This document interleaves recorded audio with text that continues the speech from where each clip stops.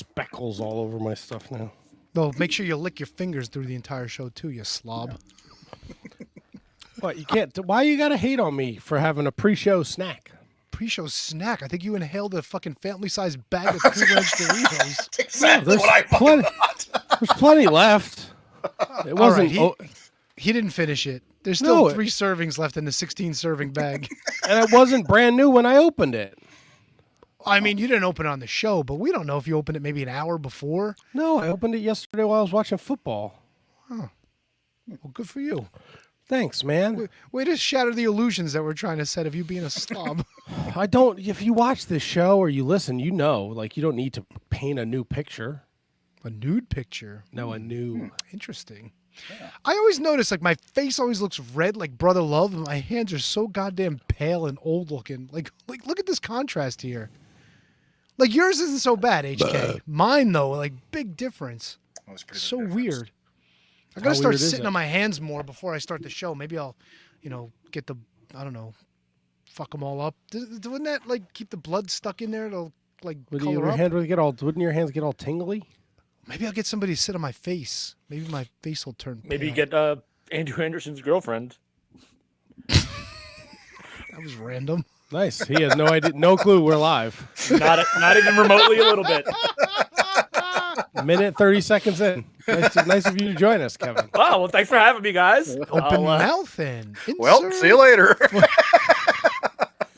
I am officially canceled now. I don't know about canceled, but oh boy. All right, good. I ain't editing shit. No, we never do. No, editing's out the window. Although, you know what? I was fucking around with the iMovie because our guy DHB he's taking a little break. Yeah.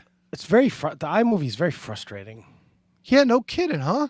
Very frustrating. I probably spent like 3 hours trying to edit just the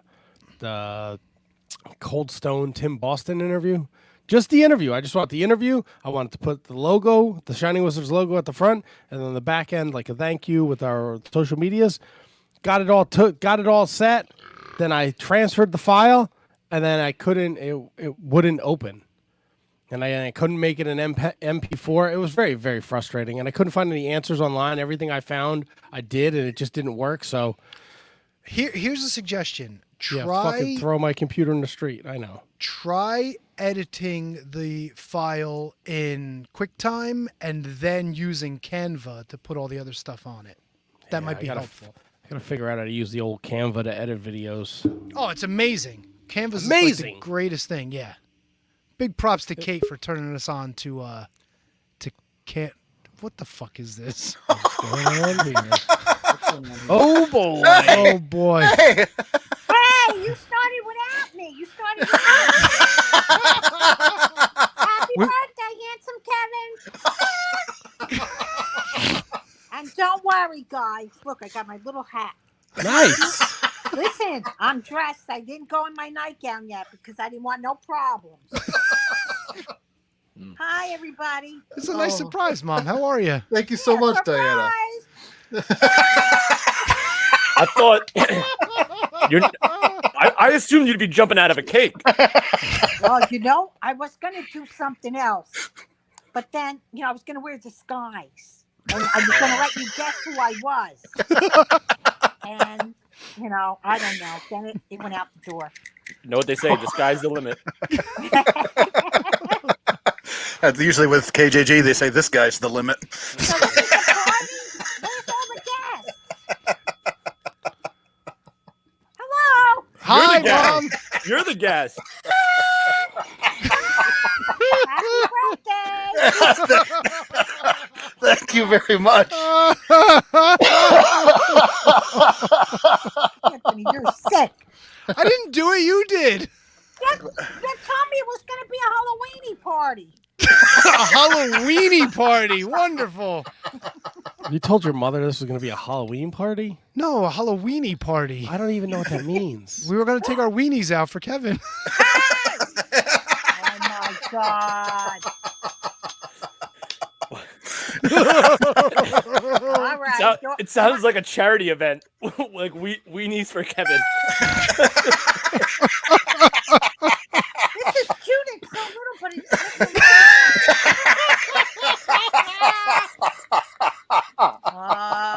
Where does one find a device like this? Well, I found this in the dollar store. They're so tiny. They're cute. They're little tiny ones and little think tiny points. You think they're for midgets? Hey! No, I'm not a midget. Not you. He didn't mean you. No, just like maybe you went to the little people section. No. Or Was the it up on a tall children's shelf or was it? department. Yeah, was it on a lower shelf or It was up on the bottom shelf. Well, there you go. That answers your question. But anyway, yeah, so I was going to do something else and it did. I don't know. I'm kind of glad you didn't do anything What else. were you This is gonna do? Perfect. No, Yeah. please don't. I don't know. I didn't want to take a chance because, my son gets very mad. No, we have to know. No. this. This is I'm for the very people. protective of my He mom. says, Mom, No. I says, I won't be in my nightgown. I didn't change yet. That's okay. See, I'm clothed, so. Perfect. Clothing. Clothed. Wait, And she how said come the you word can't the right see way. me? I love Wait. it. No, we There can you see go. you. See, I got the shirt on. Nice. Always got to go that next step. Side That's my view. mom. I'm in the bed. Oh, really?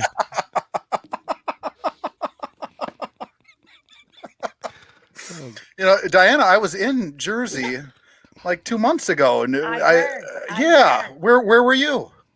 Well, I'm always home. I don't like to go to parties and all things like that. Could have fooled me.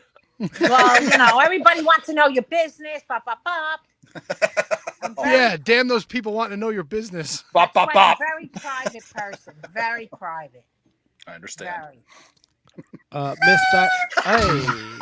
Miss Diana, what are we? If one was to go trick or treating tomorrow, will you be giving out candy? Absolutely not. Anthony my will tell you what happened one year. I had to go to bingo and I needed the money. And I said to him, shut the lights off, right, Anthony? And don't answer the door.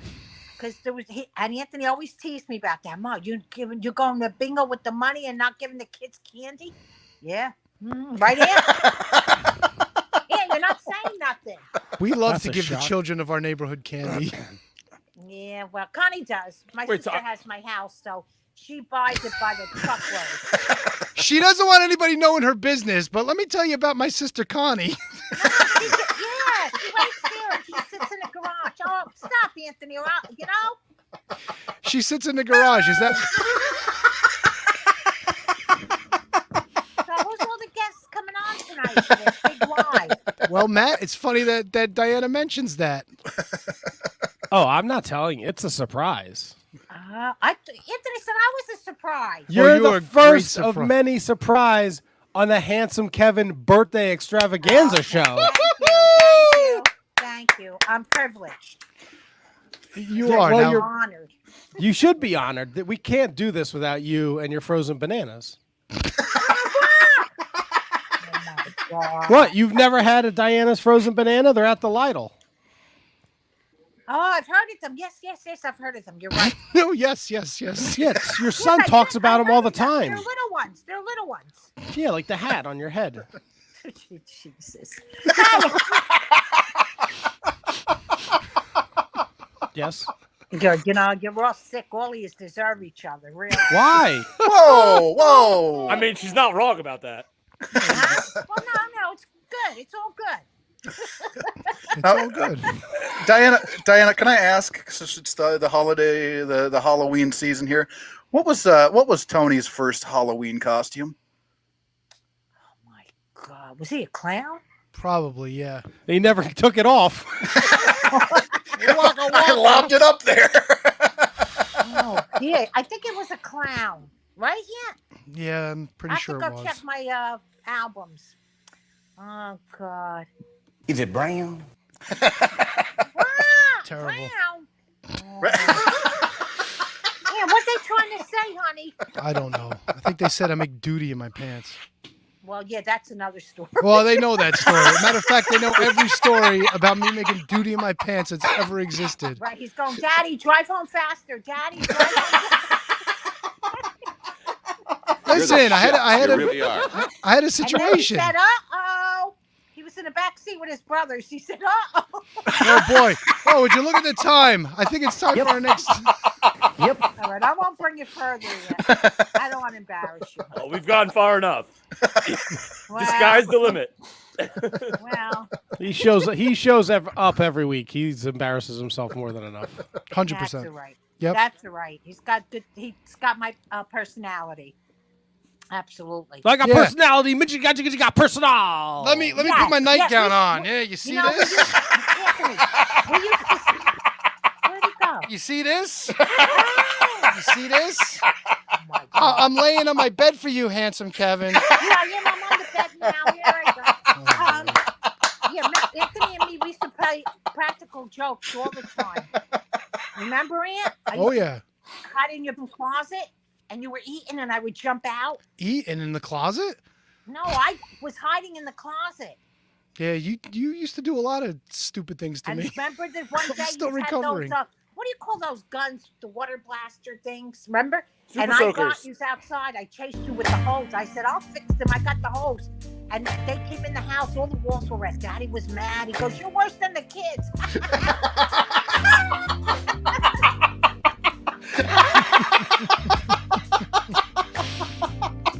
Oh brother. Fantastic. All right, come wanna on, shut tell that more music off. stories? Yeah, no, we don't want to hear more story. Oh boy, I think we got to get the. We got to get this show on the road. Yeah. On the show. Wait a minute.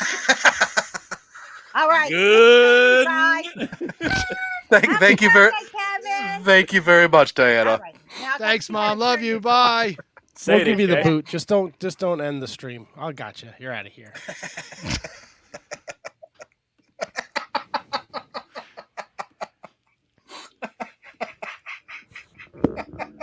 All right, let's start the handsome Kevin birthday extravaganza show.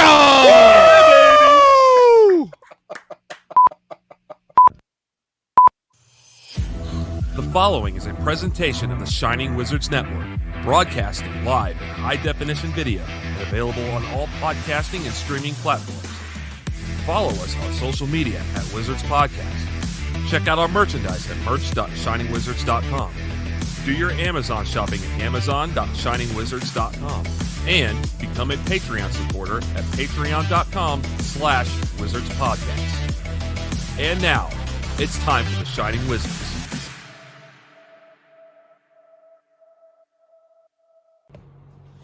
Mwah. Happy birthday, handsome Kevin. Happy birthday, handsome Kevin. You are so sexy. You are so sexy. Mwah.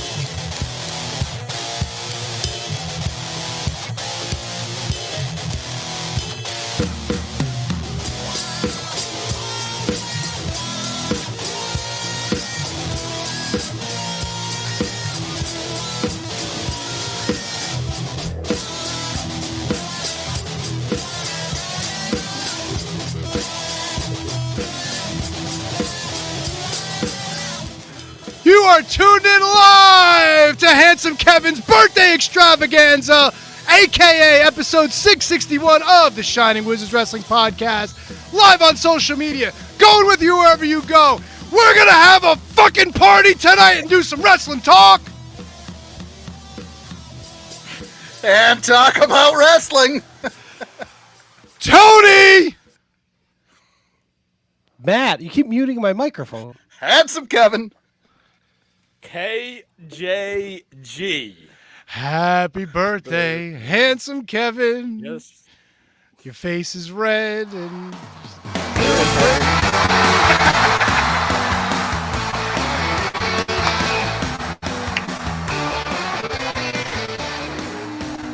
All right. Now, handsome Kevin. Woo!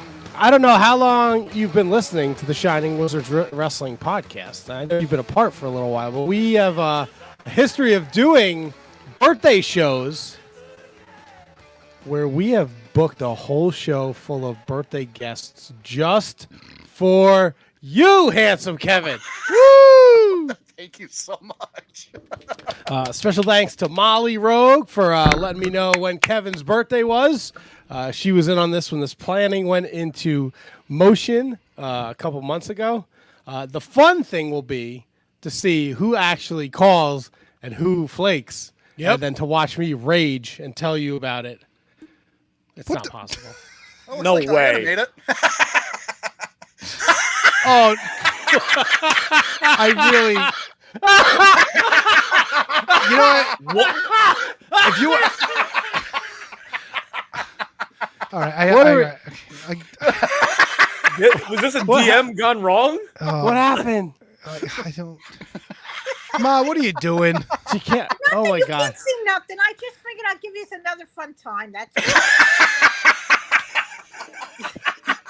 You didn't think I was going to come back, did you? Oh, no, we didn't. No, that's usually not how it works. I don't care. Clearly. Holy shit. That was hysterical. Don't worry, you won't get rid of me that fast. Now I got the link, so careful. Oh, no. It'll be a weekly Diana segment. Oh, my God, Mom. Take one when you wear a bathing suit, what these girls wear. There's strings and all that, all right? She's got a point there. She's got a point. That's Sure, of right. course At she least does. I'm covered. I'm very feminine. Of course you are. The strings and all My hat that. went a little crooked. That's okay. Like a nice young Italian woman, all covered up. I am a very good Italian woman. Yeah, you're all right. Did you make the gravy yesterday? Well, I listen did. now. That's another story. Sauce. Do you have the plastic on the couch? No, but my parents used to have it, Yeah. and my grandparents. Yeah, no, There I you don't go. do that. No. No, you don't do that. So all right. No. Now we open the jar. come on you like nobody's ever come Oh, on you. come on, Magnum dude. TA, what are we doing? I Stop open it. the jar sauce. That's it. You open the what? Jar store. Jar sauce. Yeah, I don't make my sauce. I'm by myself. Oh, don't tell people to ruin the illusion. They said I was a slob before. Yes, I make the tomatoes and I grind them and I jar them. You got a fig tree? No, I don't got a fig tree. You gotta have a fig tree. No. We used to have the grape tree in our yard. and Oh, we used to yeah? make the wine. We used to make the wine. Did you step on it in the big Yes, vat? like Lucy. Like I Love Lucy. I remember. Yeah, one of I the most. said it's a Marcelina. You're the expert. All right, tell my mother to get lost. We got to move on. Our next guest is here, Ma. All right. Okay, I'm going. Goodbye. Bye, Mom. Bye. See you later, Bye Mom. again. Do you know what you're doing? I'm bringing him in. Kevin, the first actual guest. Oh, my God. Who's that? That's Mr. Dave Sullivan, Evad, the Equalizer. How y'all doing? Happy birthday. Hi. Hi, Dave. Thank you very much. Happy birthday, Kevin. Thank you, Diana. I'm Tony's mother. I don't know where he went. I can't see him. I He's can't hiding. get far away enough. Well, anyway, listen, I'm the highlight, and I was the entertainer for the night. So I hope you can do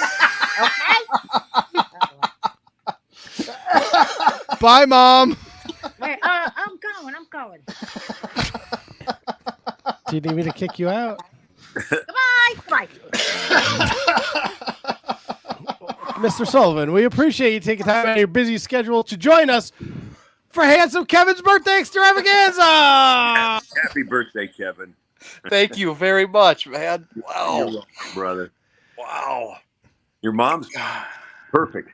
That's Tony's mom. Oh, thank Oh, you. is it? No, she's a gem for sure. Yes, Yeah, I she hear is. you. Oh, man. But I want to wish you happy birthday, buddy. Thank you so much. That's mine's kind of blown right now. Yeah, he's definitely floored. And normally when we have guests, we would like literally dive right into questions. But I think he's just so floored right now by your presence, and we all are, because we've all been fans for a very long time, especially going back to those early WCW days. And Yes. so, Thank you, man. so let me Appreciate ask you a quick question that just came to my head. Did people ever correlate you as the Equalizer to David Sullivan and Evad? Did you get like people that knew that you were both? I have to tell them sometimes. I don't think a lot of people realize it. No, it's the same guy. That's pretty wild. Yeah. That's really wild. Because you had a prominent role as the Equalizer for for a little while, and then you became this lovable character, Evad, and then all this Dave Sullivan stuff with Kevin. It was tremendous. You would think that people would put two and two together, but I don't feel like a lot of people did. I guess it's just because how good you were at both roles. I don't know. That is the strangest thing. Unless I tell them, a lot of times they don't. They don't, guys. It's strange as hell. Well, wow. While you were playing the David Sullivan character, one of the things that I always gravitated to was it looked like you were having so much fun. Were you in fact having that much fun?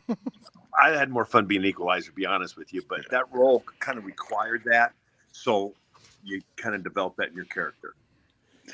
Did you appreciate being the Hulk Hogan superfan character? It was okay. It was good, but I mean, but it was just a happy-go-lucky character, which was different than what I've done for so many years before. So it was a little bit to get used to it, because I've always been a heel wherever I was at. So that's got to be a tough transition. A lot of people, you always hear the stories that pro wrestlers prefer to be heels as opposed to baby faces, but you were put in such a prominent role, like kind of like, I don't want to say out of nowhere, but like the whole Hulk Hogan thing, like the #1 Hulkamaniac thing in WCW was pretty major. Yeah, it was, no question. No question. I mean, they just, it was Kevin and kind of Hulk came up with that thing, and then we kind of ran for a while. Then, of course, the story. Hulk didn't like it because it did do well. I think it did better than anybody suspected it would do in the WCW, because my rankings went through the roof, and that scared the hell out of Hulk. Wow. That's a shame to hear that. He put the kibosh to this. Oh, really? Wow. Yeah, Kevin's come out and admitted it on if you look through the news things. Kevin's come out in a minute, because Kevin was in the office that Hulk put the kibosh on it.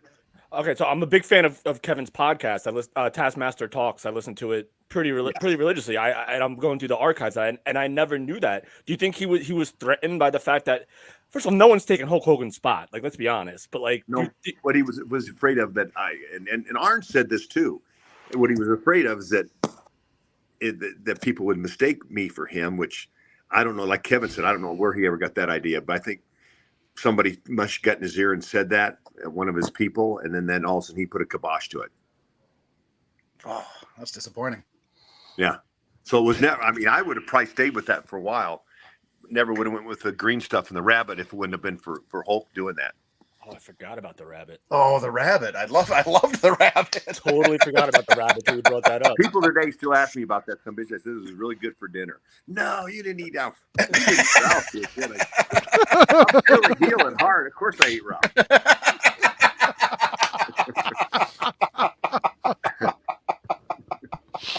But yeah, and I always thought Hulk put a kibosh to it, because it was just out of nowhere. We stopped doing it.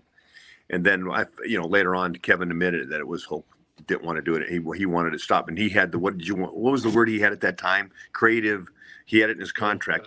Creative, whatever it was called, where he could make decisions over the bookers, and that's what affected that. See, Arn was on the booking committee along with Kevin at that time. Wow, that's disappointing. I love to see when I saw you on Saturday mornings on Worldwide. Mm-hmm. Always so happy. Like it was such a nice break in the show to see somebody come out there with that kind of that personality, man. I loved it so much. It's so disappointing to hear that's the reason. Yeah. It was at a TV taping when it happened. Somebody got in his ear, and from then on he didn't want to. He liked it at first. He really thought it was, because it was his idea. It was his and Kevin's, and then I guess it just scared him off. He's very protective of his image, which you guys all well know. Yeah. Right. Did you ever think that there was any super longevity in the Evad happy-go-lucky, goofy, childlike David Sullivan character? Like, did you think that it was sustainable long term? I thought as a Hulkamaniac it could be. When they went the other way, I was nervous. I went back to do in Puerto Rico and other places when that stopped, and I went back to being a heel again. So but I mean, if I'd have stayed, if they would have left the Hulkamania thing, I think we could have done a lot with that. But when they moved it to the rabbit and stuff, I think that kind of put me on a timetable. What do you think could have happened if Hulk Hogan still became a heel and joined the NWO and you were still the number one Hulkamaniac? Do you think that could have been something? I think so, yeah. Because at that time they didn't have many baby faces. Everybody was turning heel and part of the NWO. You think back then Sting was really the only baby face. Yeah. Him, maybe Luger to a lesser extent. Luger to a lesser extent, yeah. But there wasn't that many because they all went NWO. Yep. Yeah, the NWO just became the cool thing to do. What was it like working hand in hand with Kevin Sullivan on like not only this story but like just working with him as like the head booker? He's brilliant. He really is. I mean, he comes up with stuff. Sometimes it's crazy as hell, but I don't know. But other than a couple gimmicks he's done in his life, it always gets over. He knows how to reach people, and he's got great ideas both for baby faces and heels. He's a very good booker. I couldn't agree with you more. And listening to his podcast, he's still sharp as a freaking tack, and he still has his memory is like amazing from going back 20, 25 years, and he still remembers everything that he did, why he did certain things, who was involved. Was it Bischoff? Was it him? Was it, somebody else? It's just incredible to hear his stories about that era of WCW. I agree. No, I agree. He's an encyclopedia to talk to, and a good guy. He really is. Kevin's got a good heart. He's a good man. Oh, wow. Agreed. We've had him on the show. He's great. Yeah. So what show is this, guys? Fantastic. Best question that we've ever asked on this show. I'm not trying to be bad. I noticed your initials. What podcast is it? We are the Shining Wizards, and we're celebrating. We're throwing a little surprise party for the newest, the youngest of the Wizards, Handsome Kevin. Okay, cool. Now, is this on YouTube? Oh yeah, everywhere. Oh yeah. I'll look for it. It's called what now? The Wizards? The Shining Wizards. Shining Wizards. Okay, I'll start cluing in and watching it. A little play on things. If you ever want to have me on as a guest for a little while, let me know. Oh, 100%. 100%. Yeah, Matt's kind of easy to deal with if I do say so myself, no? Yeah, I mean, no, just let me just hit me up on Facebook Facebook Messenger, and let's set up a time where we can go 20 or 30 minutes or an hour, whatever you want. 100%. Oh, awesome. Absolutely. Because I got to kind of run tonight, but I want to be sure and wish him a happy birthday. Thank you so much, man. Thank you so much. Thank you for joining us tonight. And you all have a good trick or treat too. Thank you, Mr. Sullivan. You as well. Let me know though. I'll spend as long as you guys want with you. I'd love to talk to you because I can tell you we crack up and laugh our asses off. Oh, we'll have a blast. 100%. That's what it's all about, man. Now just enjoy it and have some good laughs. Awesome. That's it. Thank you, Mr. Sullivan. Thanks again, have a great Dave. night. Appreciate you. Have a great day, buddy. Have a great day. Take care. Thank you. The hits just keep on coming too, boys, because our next guest is here and he's waiting. And I'm going to bring him in, I think. No way. Where's my button? There's no way. Savio! Hey, Kevin, happy birthday. Wow. What? How you doing, guys? We are doing amazing, and please pardon Kevin's reaction. Kevin's been a little, he was not aware of the festivities tonight. He's a little stupefied, starstruck, and I mean, he has every right to be. Savio Vega is with us, people. How you doing, guys? Gosh. Wow. Unbelievable. Thank you, Mr. Vega, for joining us. Yes. How you doing, guys? You guys okay? Absolutely. Wow. Savio Vega? I am a giant fan, sir. A giant fan. This has blown me away. Thank you very much, guys, and happy for being here and here Kevin's birthday. So I'll say yes, why not? So hey, I just come here pitch in. Well, I know you were traveling today, and this is unbelievable. We really appreciate this because it means so much to us and Handsome Kevin. So don't want to take too much of your time, but Kevin, you have him. You want to ask him a question or two? We can let him get back to his travels. I'm sure he's pretty beat from being on the road all day. Oh man, there's so many things I would love to ask. I wish I wasn't lost for words right now. Okay, first let me ask. when I was in the WWF, by the time WWE, I started late '94 as Quang. Yeah. How old are you? I would have been 10. 10. Okay, so Yes.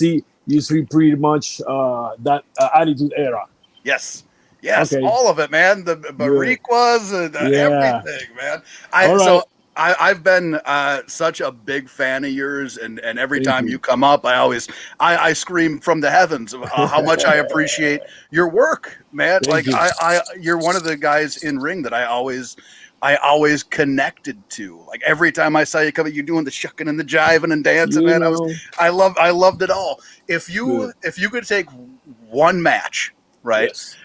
that you enjoyed working the most, maybe not like it doesn't have to be your favorite match, your best match, Yeah. the one that you enjoyed the most working, Wow. which one would it be? So many, to be honest, and so different levels, in a haha level, in a serious level, in a tight level, singles levels. I mean, so many in different levels. But man, I enjoyed every match, good or bad, because Yes. anything happened in the ring, you could get hurt, uh, doing crazy stuff, or you go, you just leave the ring happy with a smile because what you put in the ring entertain the people. At the end of the night, the people are already high, and you don't have to do too much. Yes. Because you have to involve the, you come from that era. You come from the era in where we involve big time the fan.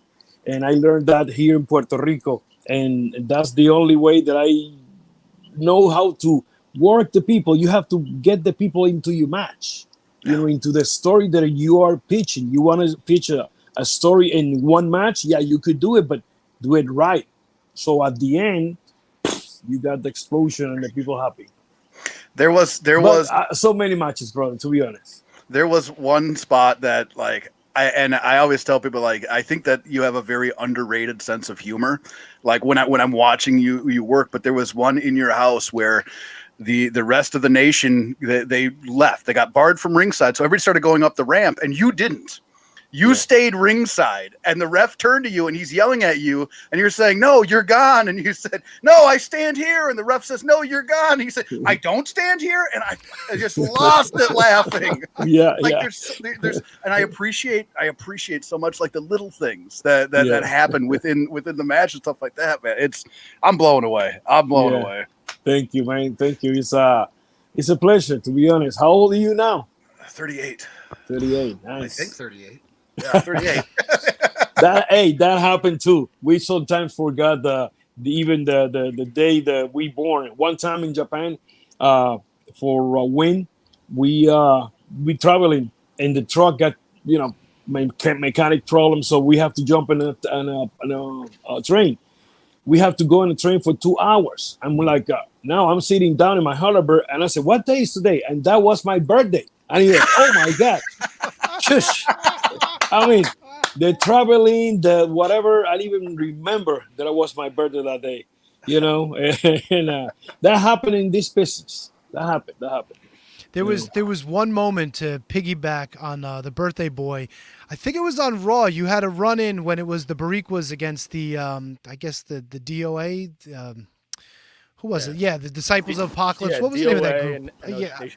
Yeah. So you guys had some altercation in the back where I don't know if you guys like hit their motorcycles or something, and you were you were front and center on camera, and it made me laugh my balls off. You just you're going, "I don't know what happened," and you're like, "And I got my license," Yeah. I don't know. And all of a sudden you're like, right here. Yes. And then all of a sudden a fist comes out. You're like, "Son of a," and then bam, bam, bam, and then you guys all fought off. I lost it. Yeah, we taped that in San Antonio. We grabbed a car that was in the movie Selena. That car was in the movie Selena, and we dragged the motorcycle, all over the place. And that's when, I don't know what happened, but I got my license. But I said, just look at your motorcycle. I'm sorry, Savio, what would you say if you had to choose was your favorite era of WWE? Was it Quang? Was it Razor's Buddy? Was it Austin? Was it Bariquas? Was it Nation? Oh, definitely the Nation and the Boricuas, because I'm with my brothers there singing salsa in Spanish, traveling all over the place. We know each other in the ring big time, and it was easy for us to have singles and on tag team matches and even four-way matches because we know by talking, hey, move over here, over there, the heat, the that. And we just come from New York. We yesterday we were signing an autograph in KNF Yes. wrestling. You do Yes, the virtual stuff. yes, yeah. We there for a couple of hours and enjoying to be together again with those guys. But love to work with them. The Austin era was great too because in the same way we know each other and we coming from this almost the same background of wrestling. That's why the chemistry between us was perfect because he was in Texas area, Louisiana, Atlanta area, Florida area, and those guys work here in Puerto Rico too. So I was learning with them. He's going back over there till we got the day in where he and me meet. So we come up with just one book and one rule, and boom! I mean, it was perfect. Nice. Yeah, last one for me, real Go quick. What are your thoughts on Carlito's return to WWE? Great. I the only don't get me wrong, but I just see that he come in a pay-per-view, but he's still running. He's on TV. I don't follow too much. Yeah, he's been on TV since then. Yeah, he's back. Nice. No, I the same day that I see him, I text him right away. Congratulate him and tell him to stay there, make that money because nobody else in the street is going to give him that kind of money. And he could make a big and a great run in WWE again. Stay there. Speaking of making money, you're all over the TV in 2023. I mean, me? I see you in a lot of places, man. I see you all Yeah. over the place. It's Yeah. amazing. Couple of things here. We got my company here in Puerto Rico, IWA Puerto Rico. All the people that are watching right now, you guys too, check. It's on YouTube. You go on YouTube and type IWA Puerto Rico. The Puerto Rico, the island. And you're going to see my screen right there. Subscribe. That's my company. That's my show every Saturday at noon. And we have a local show too here in Puerto Rico at 11 o'clock. Local television, but on YouTube, IWA Puerto Rico, every Saturday at noon is a new show every Saturday. We talk about MLW from a few years ago, and Yes. you know what, man? Between Richard Holiday and that no good Selena De La Renta, you had your hands full while you were there full time, man. Oh, did we lose Tio? Did we lose him? You broke him. I broke him. I brought up Selena. That was my fault. That's unfortunate. No, Savio, come back. Uncle All right, I'm Savio. gonna see wish what him happens. back. I'm gonna wish him back. There you go. Wish him back. Come on, Savio, self. How you holding up over there, HK? I'm. Yeah. I'm here. Oh, he's back. Oh, there All he right. is. I'm sorry. No worries. Sorry. No worries. All right. I was saying. Go ahead. I'm yes, sorry. go ahead. I was saying a couple years ago between that no good Richard Holiday and that succubus Selena De La Renta, you had your hands full when you were in MLW. Yes. Love to work over there. Another experience in my curriculum. And learn from new guys. Learn how to make better and better the guys in the ring and their performer, and love to work with Core, and the rest of the crew, and we just continue ahead, doing what we love to do. Wow. Oh, here it is. Now, There we go. There he is. I'm sorry. No, you're good, man. Now I noticed. I went like, what the heck? You say? What were your thoughts when they introduced you as Quang, WWE? Well, when I start, thanks to Razor Ramon, Scott Hall, he's the one, talked to Vince and they give me the tryout. When they put me Quan, I did my tryout as a TNT with Right. a painted face, everything. So Quan was basic a TNT with a mask. That's it. They saved me the time of painting me or whatever. They don't want to do a painting because they probably, by that time, I believe, if I'm not wrong, LOD was there, or they just coming back anytime soon. So they have in mind. What's the name? Oh, Papa forget the name. Shango? No, the Japanese. He was Hakushi. Hakushi, yes, great guy. So so then I believe they don't want to, of course, some other gimmick from another company. So they put me a mask on, and I was happy. Doing the TNT basic, just a little bit different, of course, because in Puerto Rico was a little bit more wild. Over there, more technique, blah blah blah. Right. And so I love it because I was doing my character, Yeah, so to me, like, I always thought that it made it easier for you to become Savio Vega because you had the mask on as Quang, or maybe as if you had face paint. I know Papa Shango did it with Kama and Godfather, but like I feel like it would make it easier for you to be who you became to be and have the career that you had because you had the mask on as Quang and not face paint, so it would make it harder for people to recognize who you were previously. Yeah. So when Savio Vega born was because I don't know if you guys hear that story. They need somebody for the Puerto Rican Day Parade. So the only Puerto Rican they have for the day Puerto Rican Day Parade is under a mask, and the name is Quang. So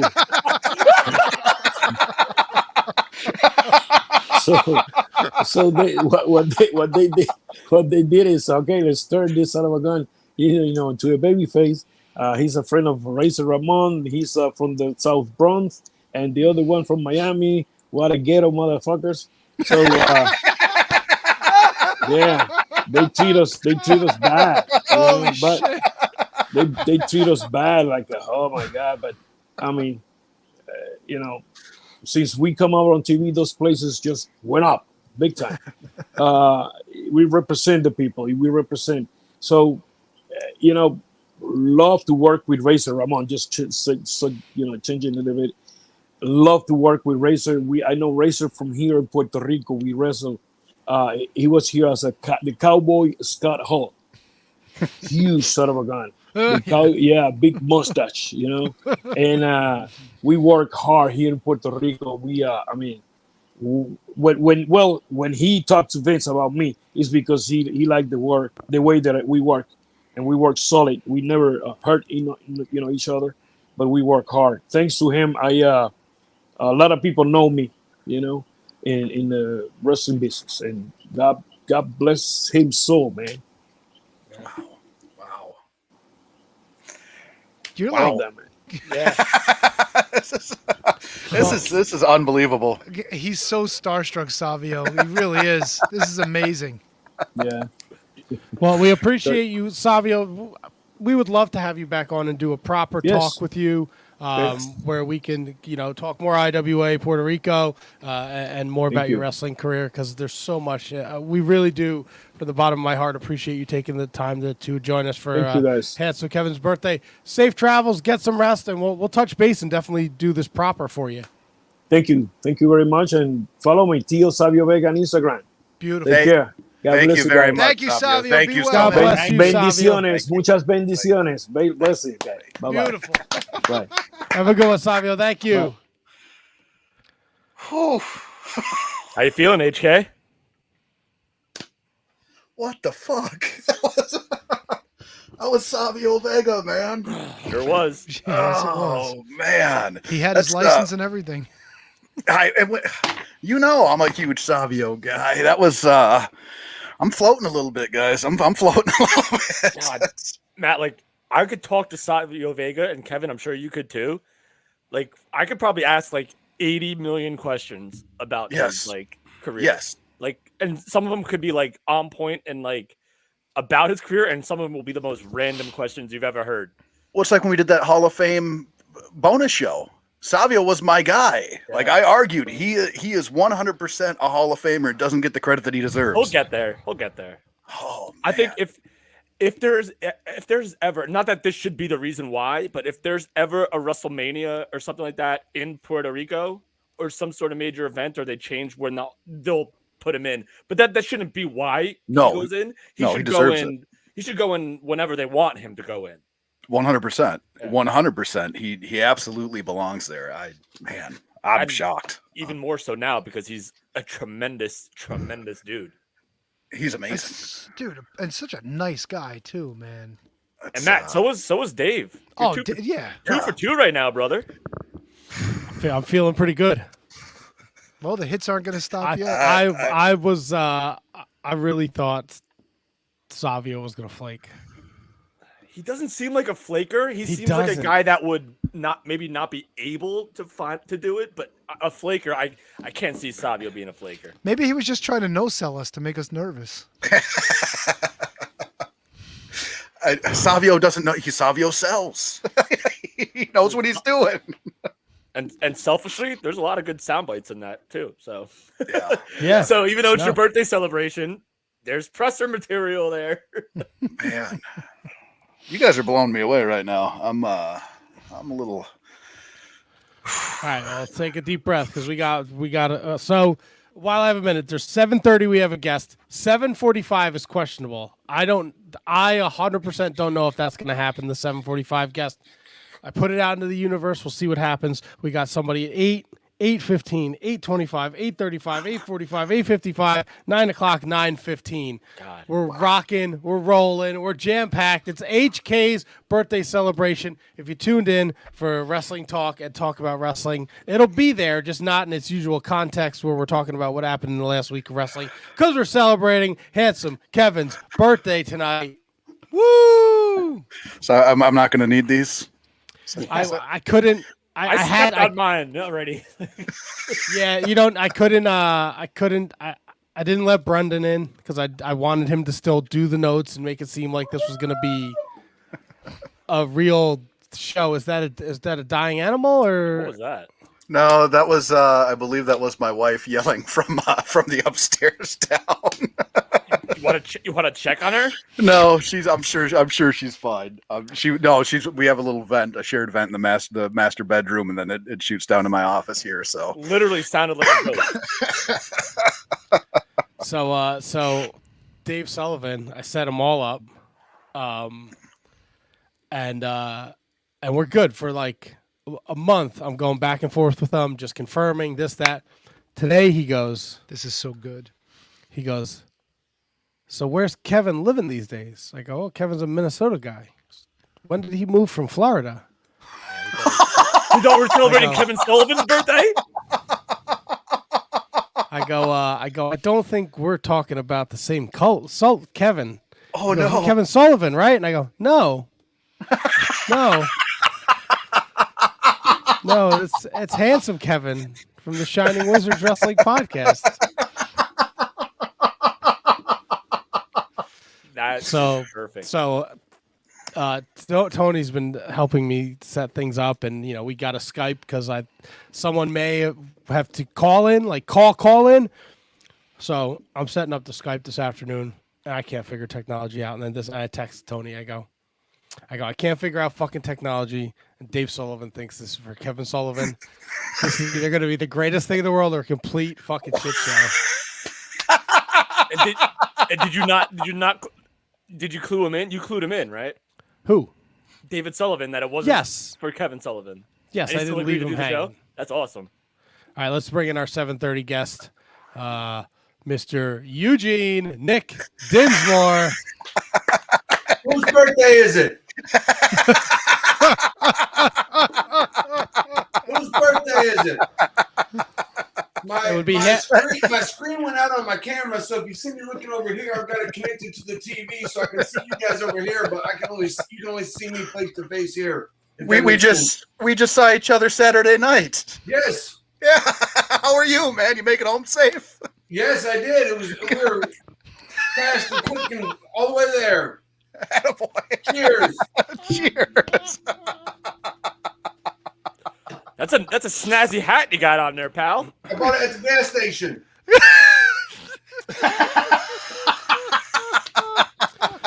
Well, Mr. Dinsmore, Kevin speaks so highly of you. I only felt it was right that we had you be a part of his birthday celebration. He's always had nothing but great things to say about you in his strange and exciting journey through the world of independent wrestling. So it was only right to have you be a part of his birthday celebration tonight. Well, I usually speak highly myself. I'm teasing. Happy birthday. Thank you so much, man. Thank you so much. I appreciate that. I was actually just before we went live, I was telling him the story about Terry Taylor. I was talking on Saturday night. Yes. Would you mind telling the guys that story about your run in WCW? What did I say? Tell me again. Remind you tell better than I do. When you when you were kept on getting booked but weren't there. Oh yeah, so I met Terry Taylor at the first Brian Pillman Memorial, and that's when he brought me into WCW. And I did 2 Nitros, I did 3 Thunders, and a handful of Saturday nights, and then the last one I did was in January of 1999. And then I wasn't booked at all after that, or I thought I wasn't booked. But Terry had gotten fired, and then he got hired by WWE. But apparently I was still being booked for WCW, but no one in the office let me know. It wasn't until like years later when guys like Elix Skipper and Lash LaRue were on the Independents that they told me, like, what happened to you? Where'd you go? You were so booked. And I was like, I didn't know. But it all worked out because Terry went to WWE at that time, and he hired me there. So, yeah. Seeing you on like the WWE Network on Peacock as like you're like kind of like a DVD Easter egg when you watch WCW Nitro, because like after your career that you had like later on and the success that you accomplished, like seeing you on WCW Monday Nitro and Thunder was just like a mind fuck. It was insane. I'd wrestled for almost 10 years before I ever debuted on Raw, so I always say I was a 10-year overnight success. So let me ask you this, because me and Kevin had a debate about this, and we have a segment on this show where I dispute proven facts.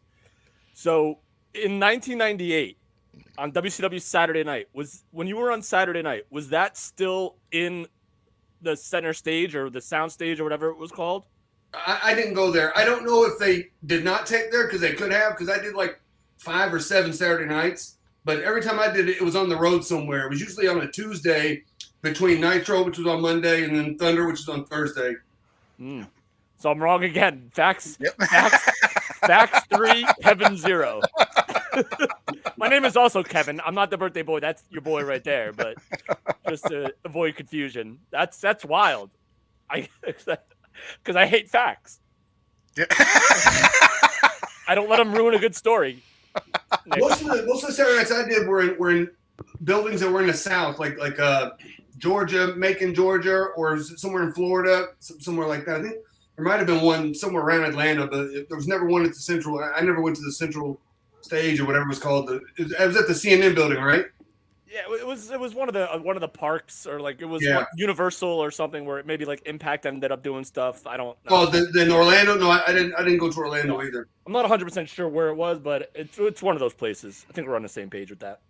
Man, it's so I've been fortunate enough to work a handful of shows now with Mr. Dinsmore here, and I can tell you guys one of the things we turn people away at the door. Yeah, the line down the street. And I can always say one of the things that I love about being on a show with you is that I'm able to just listen and absorb some of the knowledge that you're passing on. And one of the questions I haven't been able to ask you to this point was when you were working your Eugene character, it seemed like every time you were out there, there was something different that you gave every time you were out, whether it be something small or something big. Creatively, was it hard for you to keep on finding something new to kind of, you know what I mean? So you're not just running the same thing over and over again. I don't remember it being difficult. Okay. Like a lot of that time I was heavily slightly medicated, but regardless of that, it was always because I didn't have a whole lot of time, so I could really only get in one thing per match or one thing per segment, you know. And then when I had William Regal with me, he would always pitch me and I'd do this, change it like this. Remember this guy that wrestled in the 70s? Steal that from him. And it was just a wealth of knowledge. And Fit Finley was also another one. Fit was the one that came up with Eugene coming out with the teddy bear that the heels would rip up and Eugene would cry. So having those guys, their depth of knowledge was easy just to pick one little thing for each little segment or show I did. Was it hard for you to not take the cookies there at Taboo Tuesday? I got thrown right in. I was getting ready to get one. So So before you came on, we had David Sullivan on, and to me, there was always good, bad, or indifferent. There was always when your character Eugene showed up, it always reminded me of David Sullivan, Evad. Like I said, good, bad, or indifferent. Did you ever feel that your character was based on something else other than what it actually was, which that story is out there too, who it actually was based off of? But did you ever like have that correlation between you and like Evad at all? Well, if the guys that go to NXT now, they will be told to figure out what their character archetype is. And Eugene's character archetype was very similar to David Sullivan or maybe even Rick Steiner when he was early on in UWF, when he was kind of goofy character. And there was another character named Mighty Igor that a lot of the veterans would tell me to watch Mighty Igor because it's very similar. So in that respect, the character was similar to those. The name of the character came from a gentleman named Eugene Palermo who had Down syndrome in Pittsburgh. And he was so happy to meet me because finally there was a wrestler that had his same name. And he was so excited to meet me. So it was pretty cool. But yeah, it's very similar to Dave Sullivan or Mighty Igor or I don't know. I don't know how many other characters were similar to that. Maybe, what was his name? Jameson, kind of. Jameson. What about God, what was Muckin Singh's WCW? Norman the Lunatic? Norman the Lunatic, yeah. maybe a little bit. I think at a certain point, Norman the Lunatic became not so much lunatic and a little more babyface crazy. Yeah, absolutely. Man, it's awesome. What's your favorite promo of all time, and why is it Freight Train? Oh man, Lou Jean. I've got at least 17 voicemails from Freight Train telling me, hit me back sometime, give me a call. And I'll talk to him every now and then, but he was a heck of a guy. He was a sweetheart. Lou Jean. Lou Jean.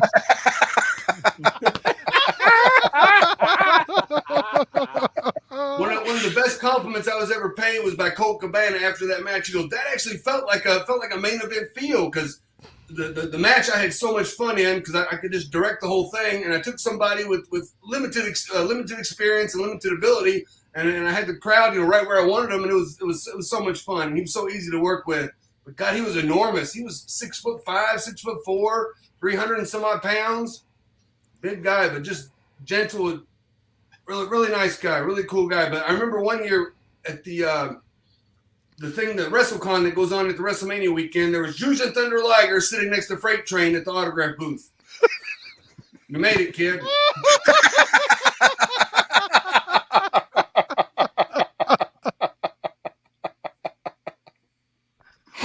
Lou Jean. You can never conceptualize that you got to stay seated because the back drape was only so high, and when he stood up and they pulled back on the camera, you could see the building and everything else with the shit in the background. And he's yelling, "We're going to take WWE. We're going to go Monday Night Raw."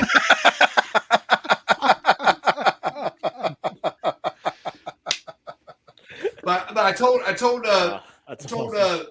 Man Scout Manning that I wouldn't do it unless I had Hammer. And Hammer was my manager. And if you guys haven't looked at the original $5 wrestling was called Heroes of Burke County, like the first video they put out. Hammer was my absolute favorite. Oh my God, he was so funny. But when I met him, I didn't realize he was so small. Like in the video, he looked taller, but he got his he had his Velcro shoes on and his shorts. And he had a solid baseball bat. Nick, shout out. He goes, do you get in the ring a lot? You have a lot of matches? He goes, no, not really. Dude, those DVDs are two of my most prized wrestling possessions. I love the Heroes of Burke County. That was so good. Oh my God! And the one we did in Charlestown, the Freight Train one at the end when fuck was his name? When Big Donnie got beat up by not beat up, but he got attacked by what was the two guys on SmackDown that drove out in the 50s car like Deuce and Domino. Deuce and Domino, yeah. When Domino started kicking him in the fupa, like kicking him in the fucking fupa, just kicking his shit out, and oh my God, it has to hurt. He's a fupa trooper. Kevin Gill, love and respect to Nick Dinsmore, hell of a talent and dude. That's from Kevin Gill, the OG KG right there. To you.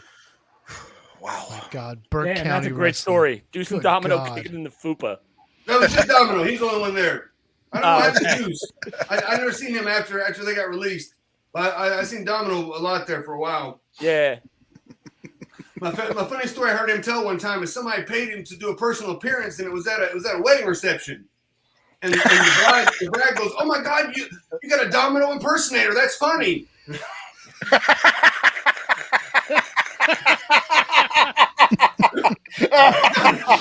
Domino wouldn't listen himself to go to a wedding reception. It couldn't be him. It has to be an impersonator. Nick, on what planet would there be a Domino impersonator?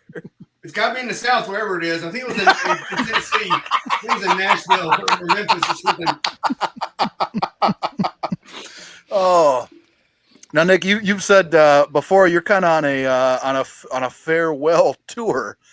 I mean, if you can tell anybody out there where they can find you on your farewell tour, how they can book you, and when's the last date? It's a retirement tour, and it goes until the last match. I don't know where the last match is going to be. Hank Knight was on retirement tour for 15 years. Kiss has been on retirement tour for at least 20. I mean, it's just it goes until the very last match. Ian Rotten called me the other day. I might be working for him in Indianapolis. We're trying to work out the details. I got my law team working on it right now. I got a couple books here and there, but Eugene's on Twitter. I like my Twitter, Eugene Dinsmore, and I like my my YouTube channel, the Nick Dinsmore YouTube channel. So people can book me. I'm still waiting to be booked. Sitting here in Sioux Falls, South Dakota. It's already snowed. It's freezing here. Is it really? Yeah. That's gross. What's in the cup? Gatorade and vodka. Boy. Fuck yeah.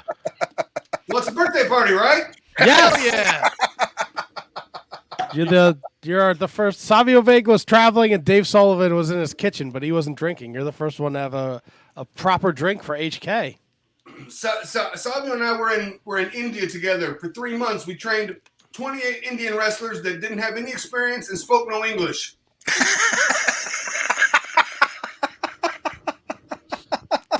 How'd that go?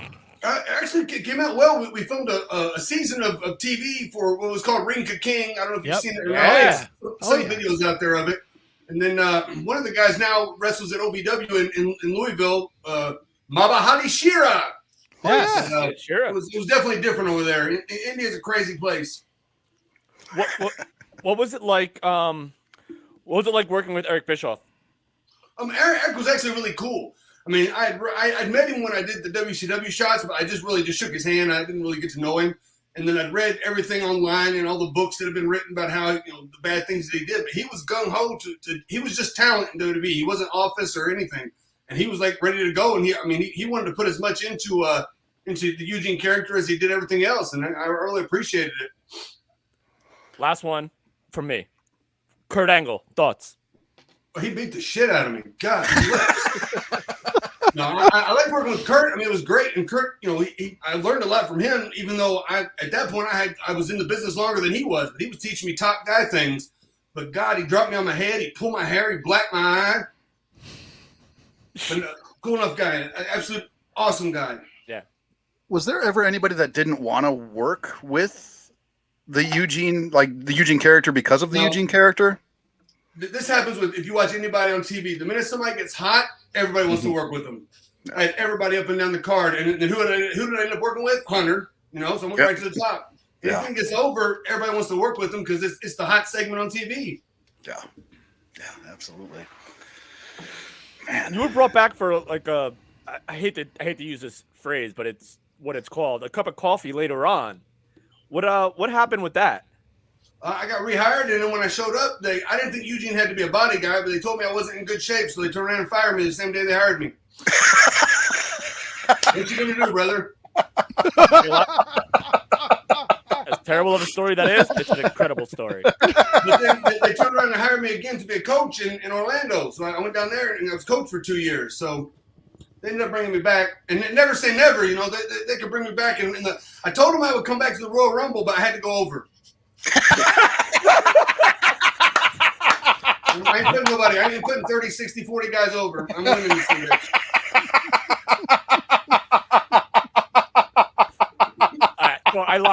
This is the last one from me. Holy shit. OVW, the wrestlers show on Netflix is taking off. What was your time like in OVW? And if I'm not mistaken, I could be wrong, and I apologize if I am. Weren't you tag team partner of Rob Conway in OVW? Not the Kings of Wrestling, but you were.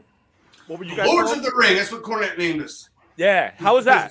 Because the Lord of the Ring movie, Lord of the Ring, whatever the movie was out, so he thought it'd be kind of a cool tie-in. I didn't think it was a bad name. But I started in '96, and then OVW partnered with WWE in '99, and then that's when I ended up getting hired. And I wrestled until 2004 when I got called up on TV. So it was, the early years when it was just us, the guys just from the area. We were just another scrappy independent company that wrestled shots around Louisville. But then when Cornette came in, WWE came in, and they brought in, Cena and Batista and Brock Lesnar and Randy Orton and everybody. Then everything exploded, and it was we would lovingly refer to it as Camelot because all the storylines made sense. They all went somewhere. They all had a payoff. Everybody was built up to face the other top guy, and it was just the way booking should be because Cornette was writing the show. It was awesome. I was in my own bed. I was working in Louisville. I was the top babyface or top heel, whatever side I was on in Louisville, where it was my hometown. I didn't have to move anywhere, which like a lot of guys did. It was really cool. Absolutely. It's awesome. I love hearing stuff like that, like in terms of like stuff that I didn't necessarily know for sure, and actually getting it clarified from the person that was there for it. So that rules. Yeah, it was awesome. I wasn't getting paid nearly as much as like Brock or some of the other guys were, but then again, at that point, I didn't think I was ever going to make it to TV. I really didn't, because I thought I was just going to be an extra guy that they used in the developmental system that would wrestle, be a crash test dummy for these guys, and I kept improving, and by the time about 7 or 8 years in, I was so good at the wrestling that I didn't have to think about it, so I could just fuck off basically and do comedy and make people laugh and still do the wrestling, and it just became second nature, and it kind of evolved into a character. It was the hustler Rip Rogers that gave me the idea for the Eugene character because his son has autism, and he's like, what about a character that isn't very social in the back, he can't tie his shoes, but when he gets in the ring, the minute that bell rings, he does shit that he sees on TV flawlessly. Idiot savant. And I pitched it to Vince McMahon. I had a meeting with Vince McMahon, and Vince goes, I want to get back to character-based wrestling. And I pitched it to him. He goes, he's like the Rain Man of wrestling. And this was February of 2004, and Stone Cold was back they filmed a Saturday Night Main Event, I think. And he walks in Vince's office, and Vince goes, Steve, you ever seen this guy? And Austin goes, no, I don't think so. I said, well, I was trained by Danny Davis because I knew Nightmare Danny Davis and Austin became friends in Dallas when they wrestled for Global or one of the Dallas companies back in the day. And Austin goes, well, he's probably one of the best. And Vince goes, all right, we'll start on Monday. And it was kind of like that vote of confidence. I didn't know what the fuck I was going to do because this is a character that was in my head that I hadn't practiced or anything, but it seems like it worked out.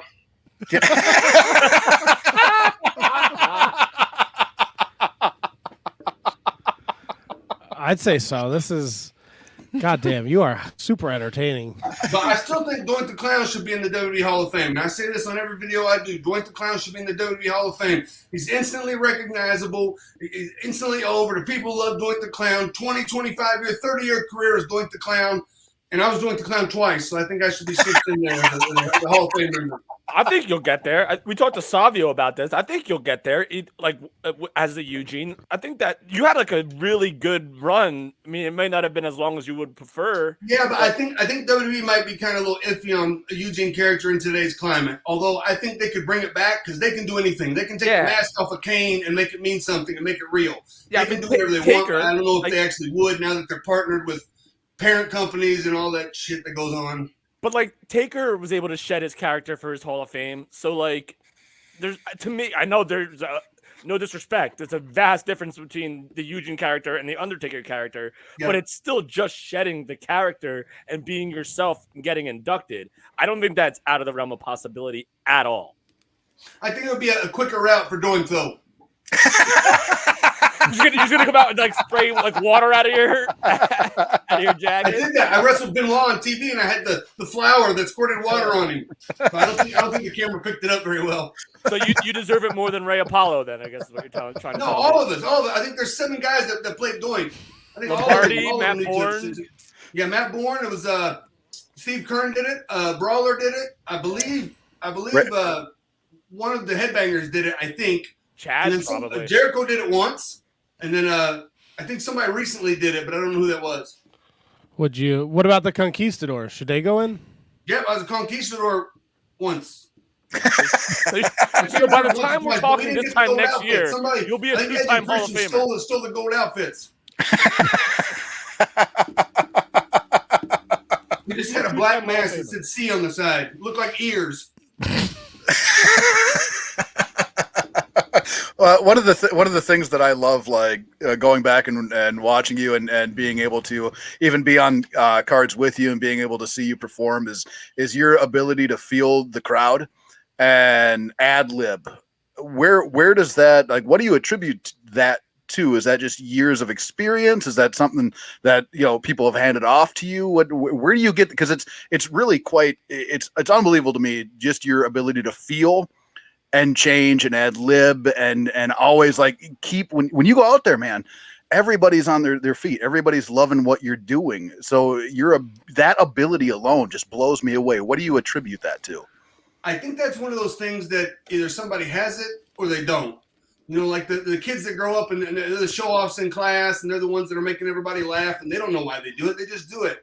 But I really harnessed it when I worked with Rip Rogers, because Rip, he might give me a finish of the match and he might not. We wouldn't talk about anything. And he would go out there and dictate in the ring everything I should do step for step. And I could hear the crowd react. So I didn't have to think about anything except for where I was in that exact moment. Am I fired up? Am I selling? Am I getting the crowd rowdy? Whatever it is, I knew I had to be where I was, but I could hear the crowd and I wouldn't have to think about, where I need to go next because I didn't know. I was just following. And it was that ability to, feel the crowd and work the crowd and, get them up as high as you can get them before you cut them down or bring them back or whatever you need to do.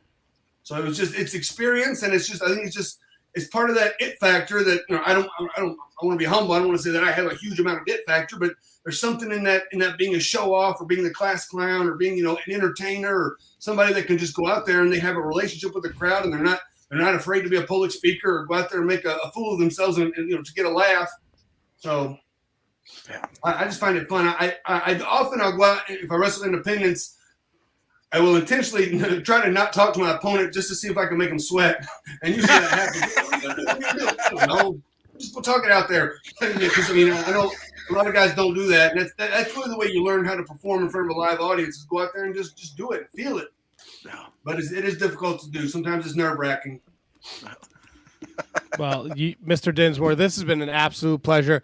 You gave us way more time than I expected. It is so much appreciated. Send the priest to the altar, boy.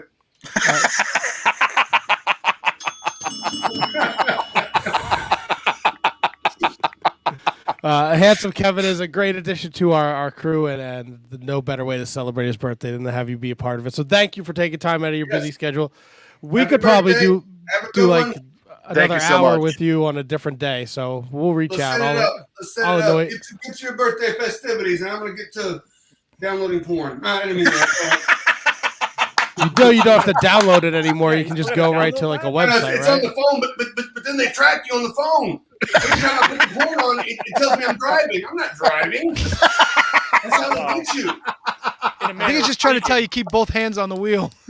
Both hands on the phone, both hands on my Johnson. I don't know what it is. Well, don't get too drunk to jerk off, all right? No, do it. Once. Hopefully tonight's not number 2. Good night, Mr. Dinsmore. Thank you so much. What an absolute pleasure. Take care, Lou Jean. Thank you very much. Lou Jean. All right, we got one that should be showing up momentarily at 8 o'clock. No disrespect to the rest of the lineup. It's the last big hitter. Well, yeah. So I will pull back the curtain. 7:45. I was in talks with Kevin Sullivan, and then he kind of just stopped responding. And I sent the Hail Mary message this morning with the link, hoping he would show up. Yeah. But he did not. He was going to be the 7:45. But the 8 o'clock's going to knock your fucking socks off. I'm already blown away. It was like to see to see Nick pop in there. I was like, Dude, that shit. was I was just talking about him and to him he was at the show I worked on Saturday. Dude, like me and Kevin, like before you guys jumped in, like we got down here at like around like our time, like 6:15, 6:20 or something like that, and we were literally talking about Eugene, and because I have a memory of a goldfish, I didn't realize he was on the show tonight, and the fact that he came in literally popped me just as much as it probably popped Kevin. Yeah. Yeah, no, he's great. He's a fucking maniac. The only other person that reminds me of him is when we talk to Mikey Whipwreck. Like, they're two guys cut from the same mold. Just jump right in, have a fucking blast, just constantly joking around. It's amazing time.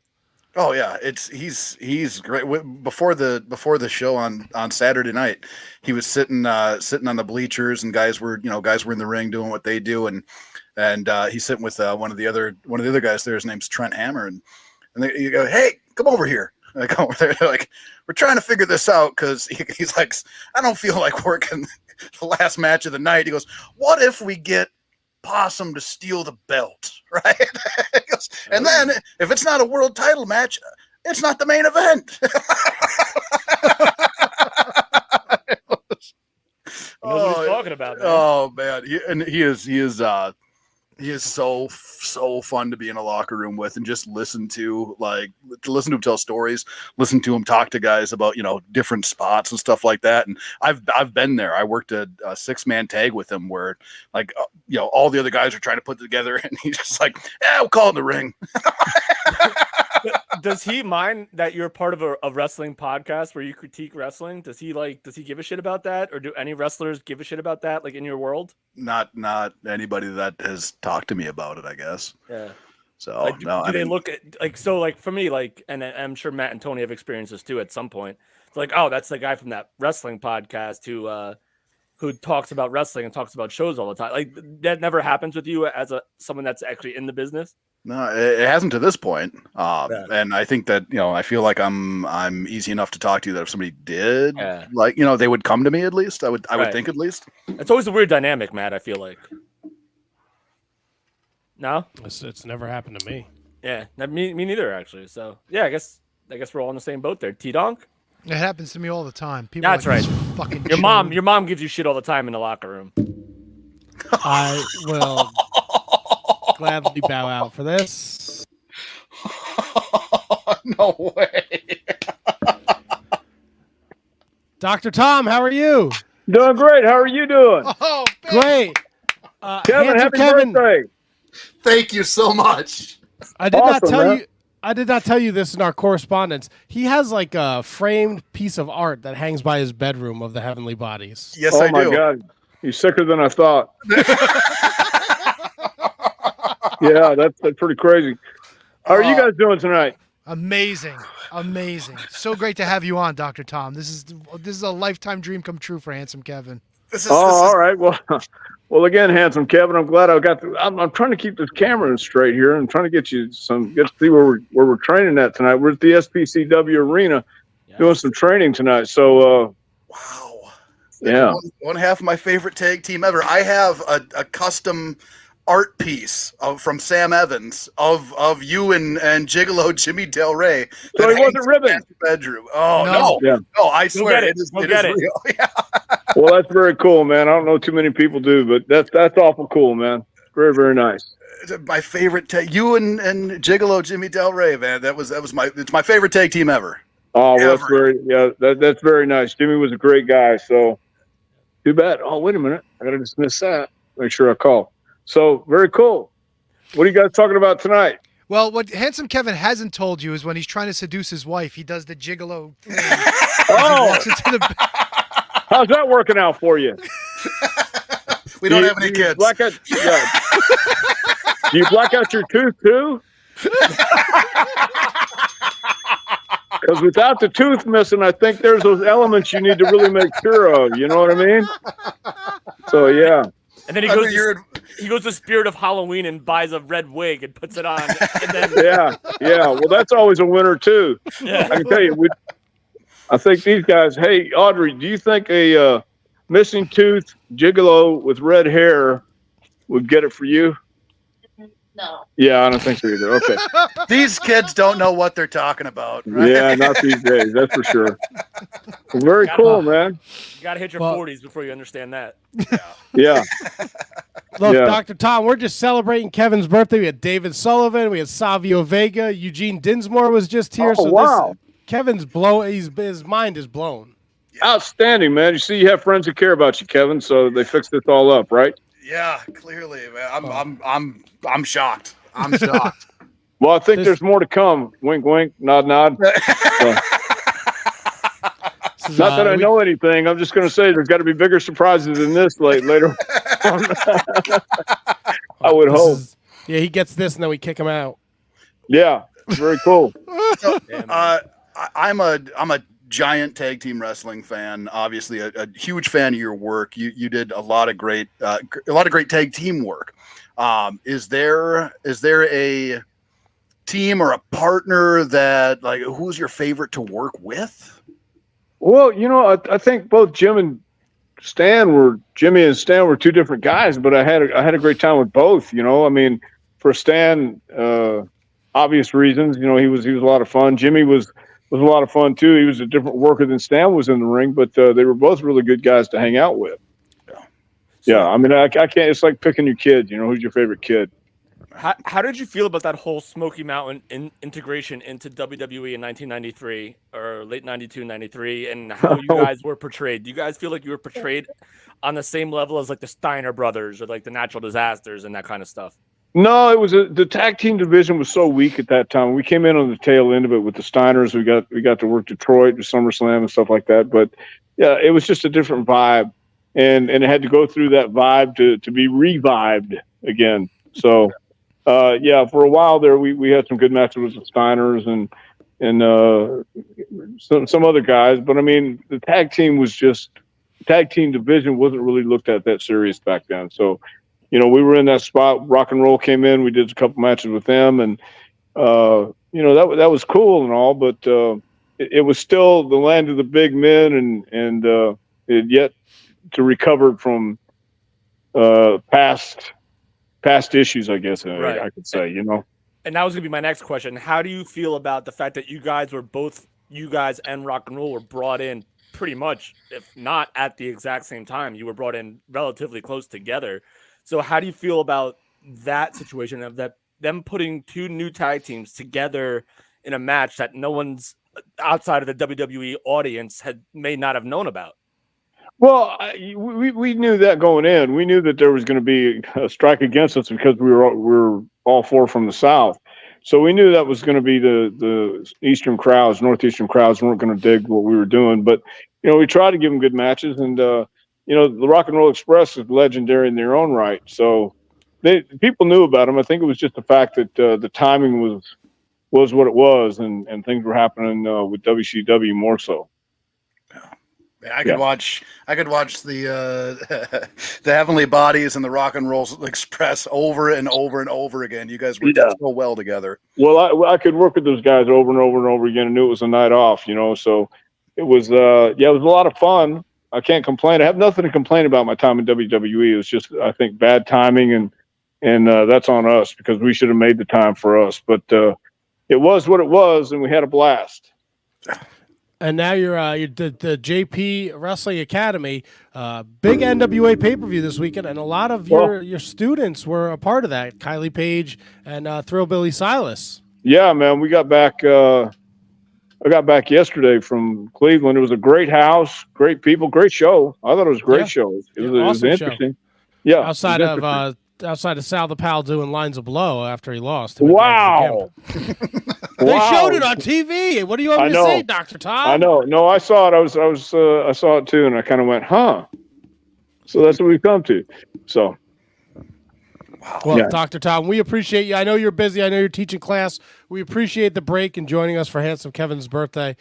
This is beyond awesome for him. Anybody with the first name Handsome is okay in my book. Handsome Jimmy, Handsome Johnny. You guys know who Handsome Johnny is.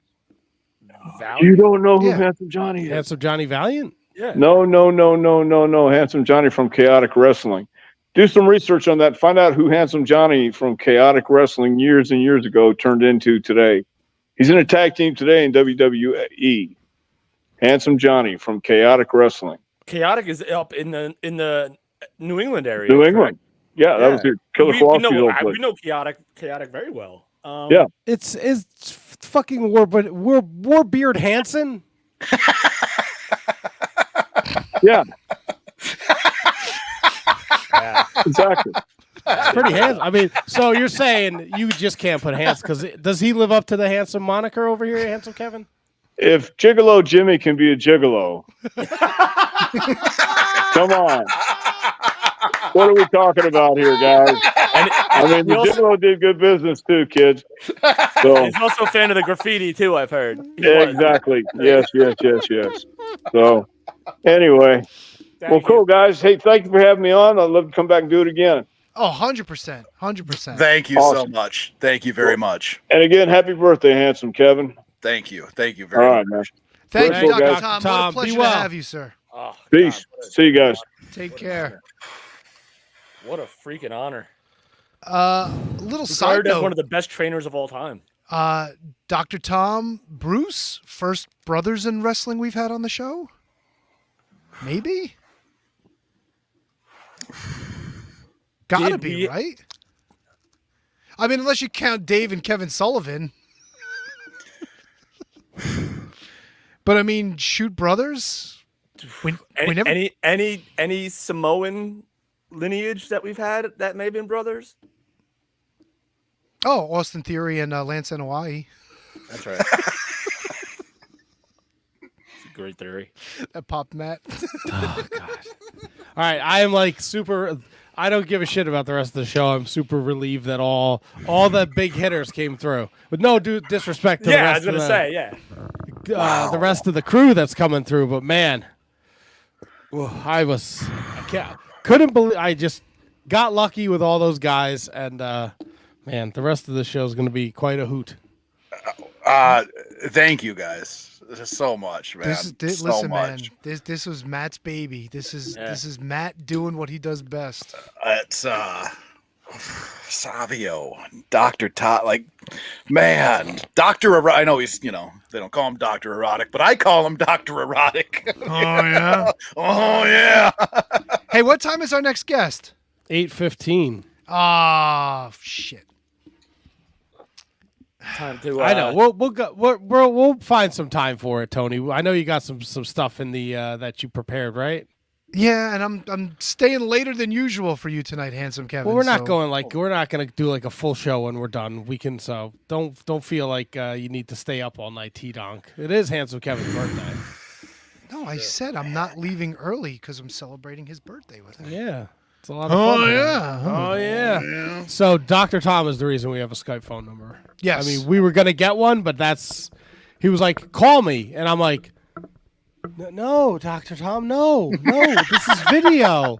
I'm like, what the fuck am I going to do? So then Tony's like, he texts me like early. He's like, do we need the number for tonight? I'm like, I guess. I don't know. I got to email Dr. Tom, and then Dr. Tom give me his phone number, and I'm texting Dr. Tom. And I knew I was going to be tied up today at work, so this morning before I left, I got us the Skype number, and I said, here, in case we need it.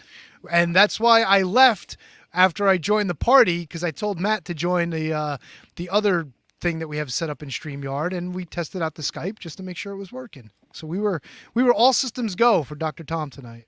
Wow. Yeah. Yeah, and once somebody said yes, I was a pit bull, and I would not let you go. I was fucking annoying as fuck. Oh my God! Yesterday morning, he's like, "Your mom sure she's in?" Diana had to kick it off. In? It's time for the big cat, Bill Williams. What's up, Billy? Hey, JJ Rogue.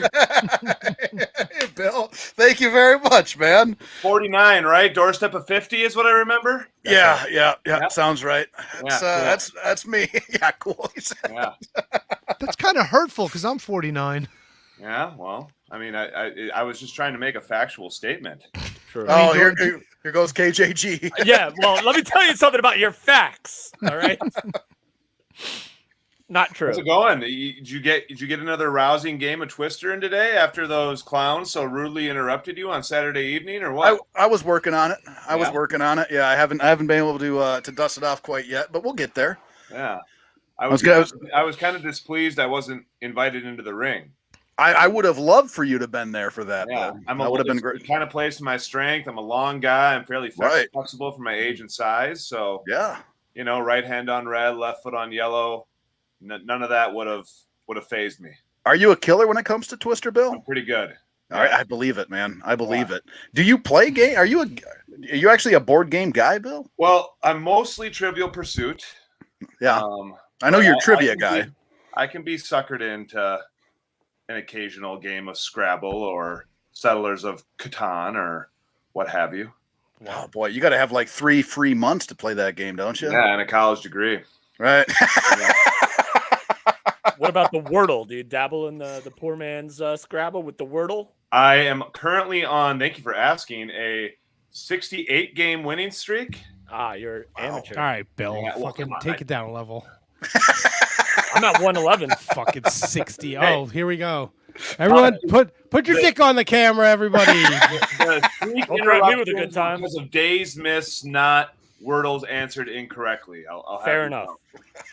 I respect that. What kind of big cat are you, Bill? I guess it kind of depends on the day. Most days, I guess I'd fashion myself as a puma.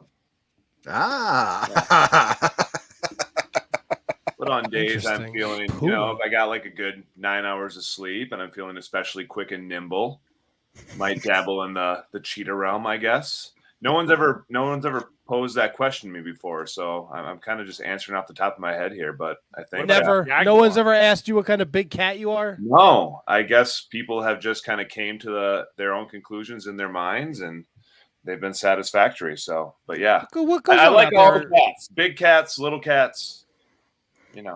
Big fan of the pussy, is what you're Yeah. saying. What's the pussy situation in Robbinsdale, Minnesota? Cats everywhere? Oh, yeah.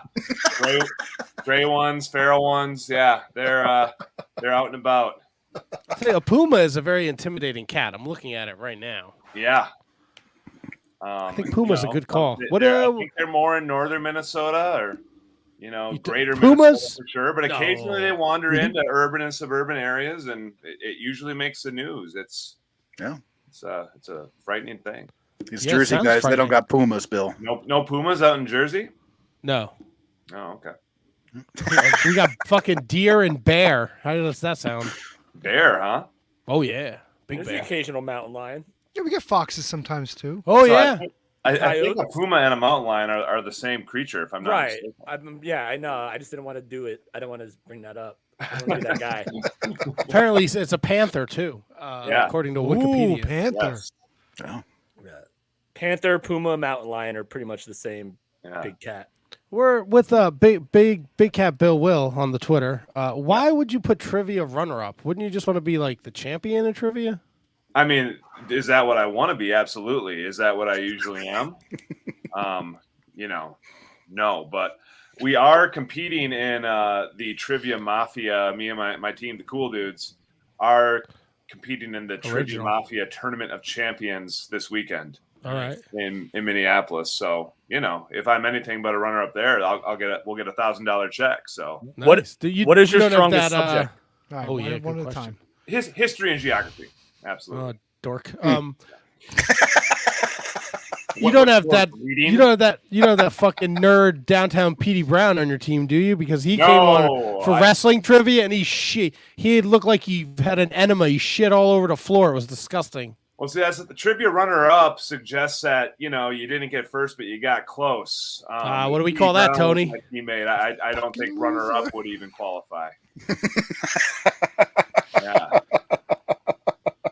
Big Bill, have you all that ever? Red Bull, I think, kind of rotted the brain. Oh no! Don't do the Red Bull. That's not good for you. No, I don't. I'm talking about downtown Petey Brown. Have you ever encountered that dastardly son of a bitch JJ Rogue in a wrestling ring? Well, I kind of, one of the things I was kind of hoping to do was to clear the air here tonight between me and JJ. We've had our differences in the past, but I just wanted you to know now that I have officially refuse to keep toting the AWF line and come out and smile and shake hands and kiss babies. It was never anything I had against you, JJ. It was just something the company wanted me to do. I had to come out and be that guy that the crowd could cheer for. But the secret is I admired you from the start.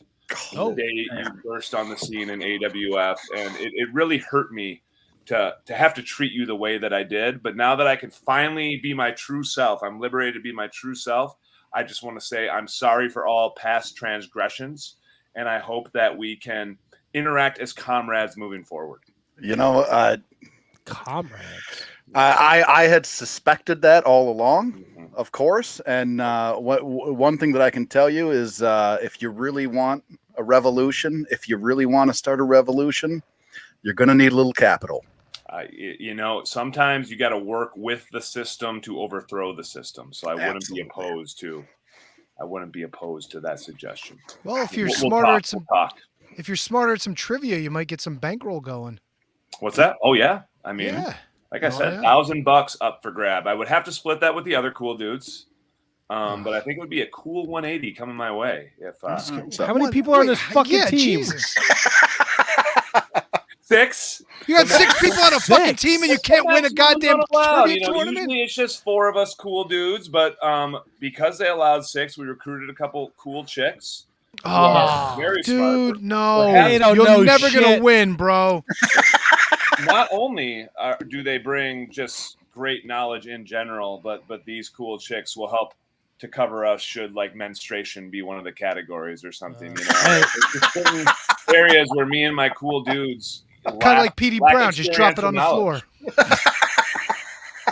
Yeah, like that. Interesting. I do Tuesday trivia nights, and there are questions that I would have no idea, and the girls that I play with, because you guys don't know about women. All right, so pretend I didn't hear that. You have to yell for that's why I'm a trivia runner-up. I mean, I never win, but we're still in contention all the time.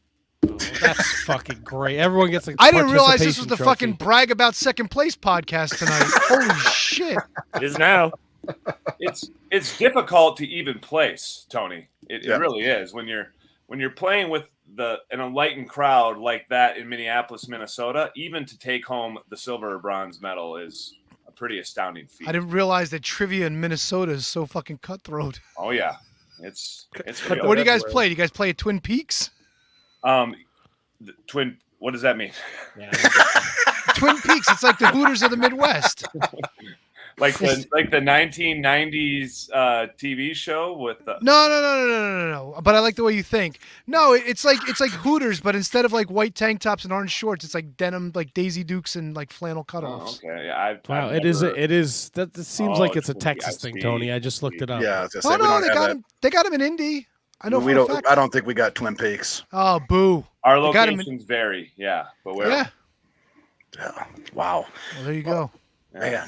I respect you. If I'm ever out in Jersey, Swick, you said is it Swick? I'm trying SWK. No, it's SWK. So SWK. We're both named Kevin. So I wanted to remove the Kevin from my thing so people wouldn't confuse me with the birthday boy when it's actually. So are you Kevin. SWK like sexy something Kevin? 100%. Sexy whale kisser. He likes fat chicks. Both true. Yeah, if I ever find myself in Jersey, we'll go to a Twin Peaks. We'll play some trivia. No, I wish they had Twin Peaks here. They don't have them in this part of the world. No. Whatever they have, we'll take home that second place gift card, baby. See, I like this guy's thinking. It makes sense. I mean, I can tell you right now, Bill is absolutely one of my favorite people that I've met through professional wrestling. I'm not blowing smoke up your ass, Bill. Here, he's great to be around. He's great to talk to. He's great to work with. He's great in the ring. Bill, you're absolutely one of my favorites that I get to work with. I'm always excited to see you on the card, man. I appreciate everything that you've done for me. you know, and the knowledge that you've given me. So thank you for everything, Bill. It's been awesome to be able to work with you. Yeah, Kev, likewise, man. It's been great having you on the scene. You do really fun stuff. Bring an element to the shows that doesn't exist without you. And I've really enjoyed our interactions in the ring. Like I said, even though you know they've been a little you know, we've had our difficulties in the past, but I'm looking forward to a more harmonious future. All right, now you're the shits. You really are.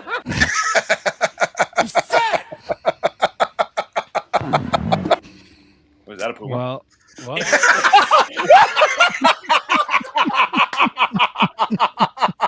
Matt was out on allaboutcats.org. Oh, is there an allaboutcats.org? Well, Big Bill, this was an absolute pleasure. We appreciate you taking time out of your busy schedule. We need to have you come back on the show. We need to do a proper interview about the Big Cat, Bill Williams. Because I went on your Twitter, and you're a pretty shredded dude, Big Cat Bill Williams. So I think you might be pretty good in the wrestling ring. Yeah, I mean, he's great. I think I have a winning record, which is more than I can say about trivia. So, do you have a cage match? I don't. I do have. Yes, I believe I do. Though I've never been in one. Yeah. That old gag. Well, good luck at the trivia, Bill. And your $180. Yeah. Thanks, dudes. Thanks for having me on. Kev, happy birthday again. And next time I want an invite to that Twister Fest. You got it, man. Anytime. Adios, amigos. Thank you, Mr. Bill Williams, the revolutionary Bill Williams. All right, Did you tell him that you're the naked Twister champion, or does he not know that? All right, next up. Someone didn't pay their electric bills. Stonehenge, what's up? It's been a rough couple of days ever since these clowns came and interrupted our little birthday bash. We need some volume, buddy. We can't hear you. Sorry. Maybe I'll hop on. Can you hear me now? Very faintly, dude. Yeah. My phone is broken. Here, should I? What if I just yell the whole time? There you go. Listen, that works. We only got you for a few. That might be my only solution. I'm in the dark because last Saturday my heart was broken by some clowns. Literally, we were supposed to play Twister for hours. We were supposed to twist all night for the fans. We were gonna twist all night, man. Oh, you were serious about that? Yeah. Yeah. This Twister stuff isn't a joke. It's every Tuesday. Yeah. So I guess we'll just hold off till Tuesday. Yeah. Well, we'll wait, man. It's just right around the corner. But today's your actual birthday? No, Saturday. Saturday was my birthday. Oh, okay. Good. Well, I'm going to pretend. To me, every day should be your birthday because you're a special guy to me and everybody else. Thank you, Stoney. And just as good as you are at Twister, you're even better at life. Thank you, Stoney. I appreciate that. No one told me Stonehenge was a wordsmith. Oh, yes. Stoney can. He's always got the words. He's got the right words. Yeah.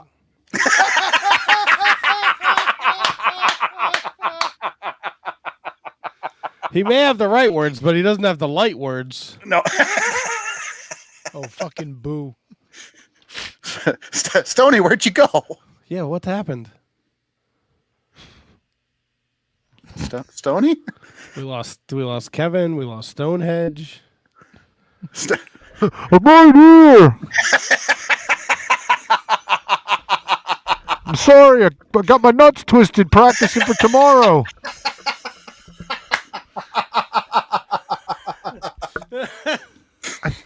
I think I could see him there. No, oh, he's gone. He's gone. Oh, we lost the Stonehenge. Oh, he's back. No, the wrong guy.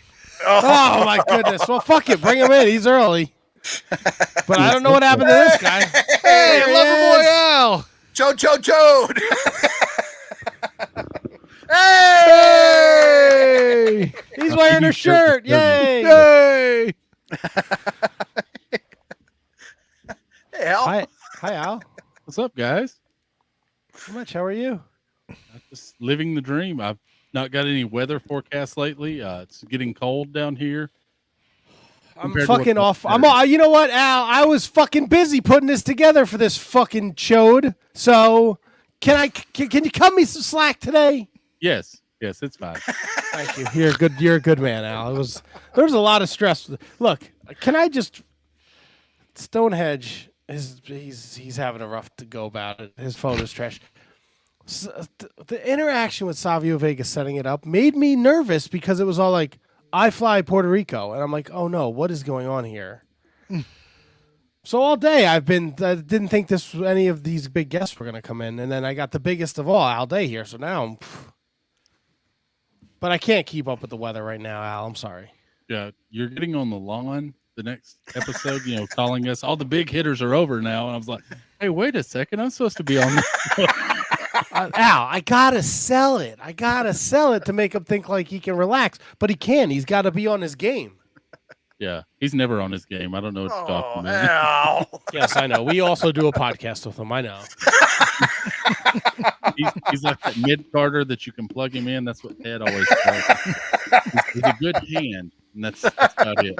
It's like when Scott Casey showed up on one of the teams at Survivor Series. That's fair. Yeah. We need a fifth. Where's Casey? Get him in there. Freaking Mustache Mountain. Scott Casey. Al, did you see one half of the Heavenly Bodies? I did. I've been watching the whole show, Kevin. I didn't. I never thought that I'd have to tell him that I had a painting of him in the master bedroom. But You should didn't have tell went him and that's the got it. first thing you look at and the last thing you look at every day, did you? every day. No, I didn't tell him that, but it's every day. Well, that and it cast a Boy Meets World, you creep. Well, there's nothing wrong with that, Tony. Oh, I tried for them too. No way. Did you try Topanga? Tried them all. Some of them you got to be fucking Twitter blue to get into their DMs. Yeah, but Well, you we pay for could have signed up for that. I didn't want to pay $8 just to You take a would have shot. $8 to get $8. Topanga? Handsome Kevin's not worth the $8. Is it $8 a month? What do you think? I'm made of fucking money You over only here? needed it for one day. Did you I mean, try look, I know Mr. Elon doesn't need the money, but come on, $8, bro. Did you try Mr. Feeney? Is he still alive? Oh yeah. yeah. Yeah. He out there. Al, what did you get? What did you get? Fucknuts for his birthday? Anything? Did he get it yet? I sent 3 boxes that might have got him in trouble with the wife. Oh, were they full of shit? They were full of a lot of figs and just different wrestling swag, stuff like that. Nice. Still Got me waiting a- for my box. A Sully autograph. Yeah. Mhm. David Sullivan. He was just on the show. No, Kevin, the task. Ah, yes. Yeah. I was gonna guess like the pilot that that landed Yeah.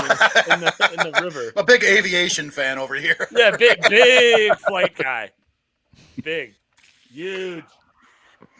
No, I got woken up on Saturday morning to a bunch of packages down there from my main man Al, and Al's great, man. It's now that I can see you, thank you very much, man, for everything. You're a rare friend, man, and I very much appreciate you, man. Hey, man, it's all good, brother. Like I said, there's only once I get to send you a Stomp Crush figure for the first time. So, Stop in Paradise? well, the Series 1 Stomp Crush is quite possibly one of the worst figures because he looks like a Spirit Squad Crush. Yeah. Yeah, it's bad. I love that figure series though. The Stomp series, like the Headbangers and like Austin and Rock, and I think China had one. And yeah, oh, it was nice of you to send me something I can give you for Christmas. I appreciate that. Thank you. The gift that keeps on giving. Oh no, I'm sending it back to Al. Oh no, you're giving it to me. I need that Crush figure. I'm a big Bryan Adams guy. Everything I do. Boo. Yeah. Yeah. Ah, Tony got fucking Matt Lytle. Matt Lydell. Matt Lydell. What a fucking callback. Jesus. Holy Al, what are you drinking there? Don't worry about it. It's a birthday celebration. Look, I saw y'all were giving people crap about not having a drink for Kevin's birthday, so I got this was about 3 fingers of Elijah Craig, so was. What's Elijah Craig? You don't want to know. It's a bourbon whiskey. Copy that. I would take 6 fingers of Elijah Wood. Am I wrong? Edward Tony Hand. When he was Frodo, yeah. Fuck yeah. His tiny little fucking hobbit hands in your asshole. What's taters? Right, Hold still, buddy. Hobbit hands in your asshole. Happy birthday, Kevin. My precious. Hobby hands or hobbit hands in your asshole. That should be a metal band. What world are we living in right now? Hobbit hands. Kevin played for them in the 90s. I swear to God, Al's got the kind of voice where if somebody called me and told me a family member died, like I wouldn't be sad. Like, Tony, your cousin died. I'd be like, holy shit, that's beautiful. All right, so Al, I checked out for a little bit. I had to pee. It was a necessary bitch bladder, evil. Kevin. I had to do it. Where are you from? I live currently in Huntsville, Alabama. Okay, that sounds right. Yeah, the Rocky. Oh, really? Why do you say that? Kevin, so I wasn't sure if you were like Minnesota. Like that's I'm like this guy does not sound like a Minnesota guy. No, not the Minnesota guy. Was raised kind of in the northeast corner of Alabama, so yeah, this accent is earned. It's been here ever since. So, God bless you. Do you know Conrad Thompson? I do. Attaboy. I see him fairly regularly out and about in town. Like his favorite restaurant in town is 2 minutes from the house. So, how was Huntsville? Just a heads up, Al. You're in a freeze warning, so just be careful. I appreciate that. That's what I need, Matt. That's what I need. Now look, get excited. The weekend 72, 74, 76 on next Monday. So things are warming up, buddy. Yeah. I was in the 90s on Saturday. It was rough. Yeah, it was Delicious. pretty gross. Disgusting. How do you deal with that beard and the heat? It's not so bad. Once it gets so long, you just don't even notice it anymore. Interesting. I'm gonna send out once we get off the show. I'm gonna send Al a picture of what my beard was like. It's pretty much like that. Why? Just send him Knobs' butthole. He's seen it. Unfortunately, yes. Hey man, if I had to, you had to. Yeah. Oh, so you fucking just texted him out of the blue? Oh yeah. Yeah. Oh yeah. The funny thing was the connection to Alabama. Matt reached out to Conrad Thompson for something, and Conrad Thompson responded with the fucking butthole. To be fair, because I know he's going to listen back, we had Casey Catal and Brandon Kirk in studio at my apartment, and we were talking about it, and the true Prince of Pro was quick to send that my way. Mr. Matt, who's always in the ear. And then several years later, Conrad resent it. I think with just the caption, "What is this life?" or something like that. I was like, "You ain't gonna scare me, bro. I've seen that already. I've looked death in the eye. I know what it's like." First time I've heard it described like that. Do you remember those paintings they used to look at, like in the late 90s? They had them all in the mall where it looks like just a bunch of gibberish, but if you look at it at the right angle, like it's like an actual picture. Oh, what are they called?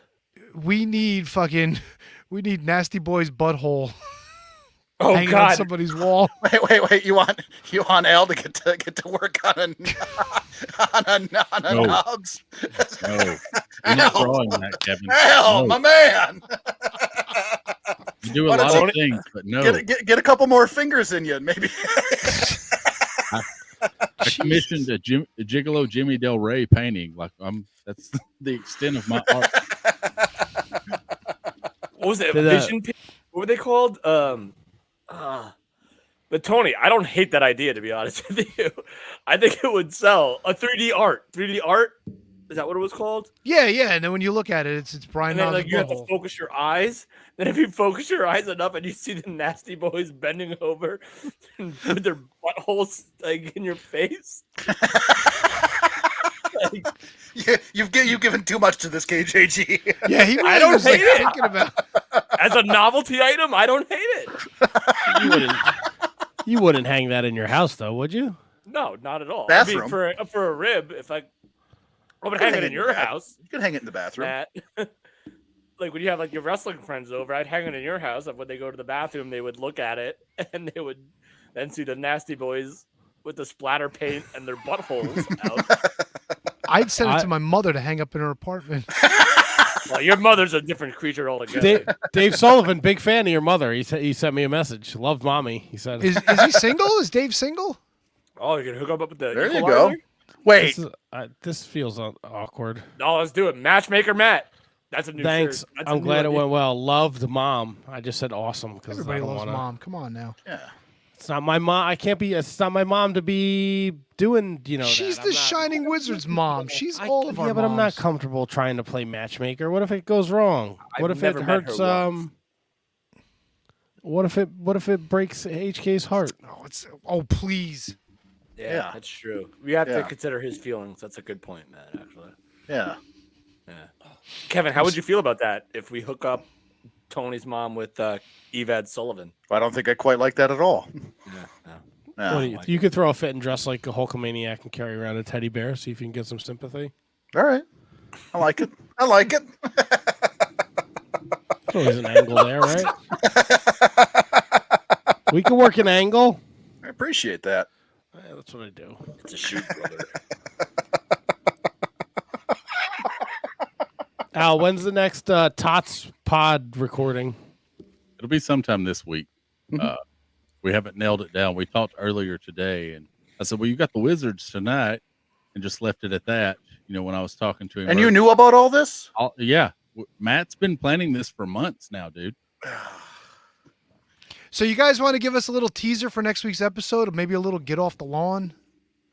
He said it's going to be me because I said, Well, Matt will be on the list, yeah, because I'm not getting weather reports. I'm just a chump that they got on here. I didn't say chump. Don't put fucking words in my mouth, Al. Maybe you're a chump because you brought a fucking Crush Stomp figure, but I ain't say you were a chump for. It was a free fig. It was free. Where you getting fucking free figures from? From our sponsor.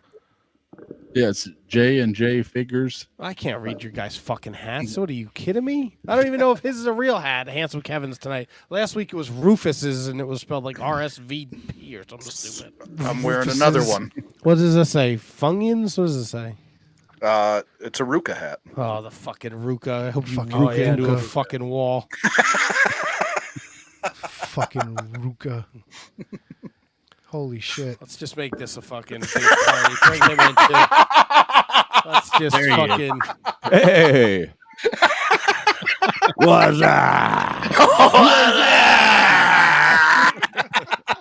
No, it's fucking Steven Adler from fucking Guns N' Roses is here tonight. I've never actually seen Duke. This is exciting. Yeah, me either, man. I can't Yeah, hear you. he's a handsome fella. I gotta tell you, HK, you weren't kidding when you said he was a good-looking Swedish fella. Yeah, that's what I said. Oh, there Yeah. we go. Hey. Question. Sunglasses. Yeah, man. What's that about? So these sunglasses are from our sponsor at Ambassador Sunglasses.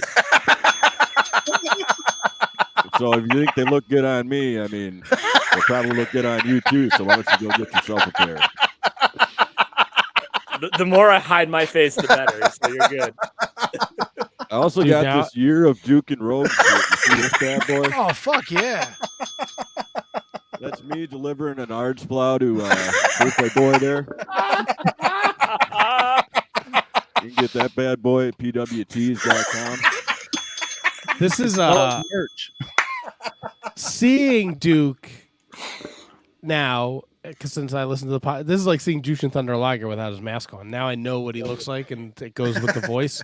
My fucking mind is blown. What'd you think he looked like? I don't know. Not like Juicy this. Thunder Liger.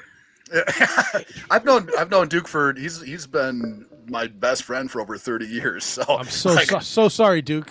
When other people are like, "Oh, this is the first time I've seen it," like, well, what did you imagine he would be like? I don't know. You're like a short, little, stubby Midwestern dude, and he looks like a cool dude. Yeah. You guys shouldn't be friends. Yeah, take that, birthday boy. Oh, you're gonna take it, yeah? Oh, yeah. Duke, how tall are you? I'm about 6 feet. See, that doesn't make sense. He's a shade over 6. Am I supposed to be a giant? No, but I picture handsome Kevin following you around going, "You want to play ball, Spike? You want to play ball?" And then you just smack him in the face and go, "No." I saw the new Shining Wizards picture from Kevin's trip to Jersey, and I was like, what did y'all have Kevin standing on? He's not that tall. It's a very, very dangerous terrain.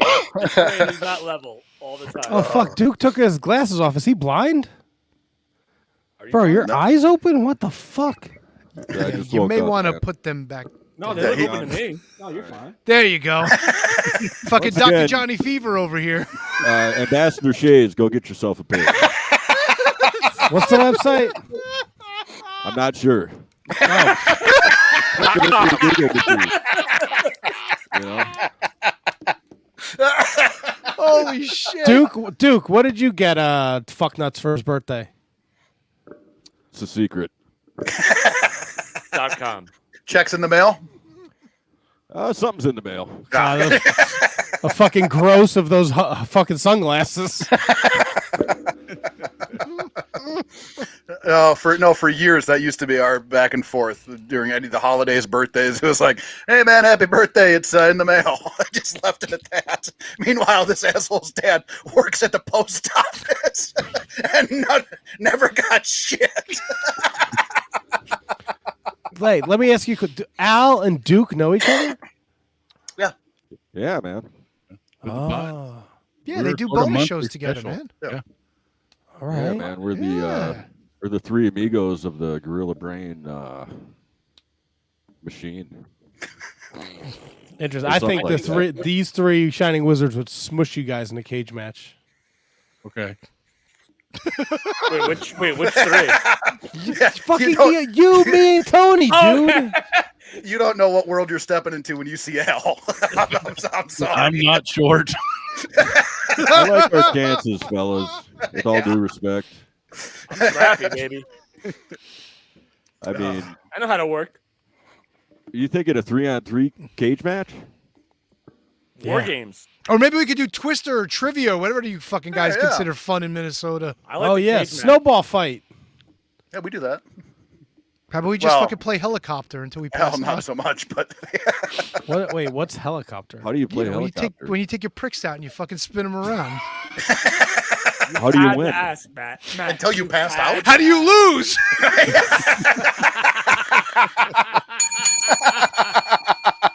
Holy shit, is that the bell? Whose fucking bell was that? That was me.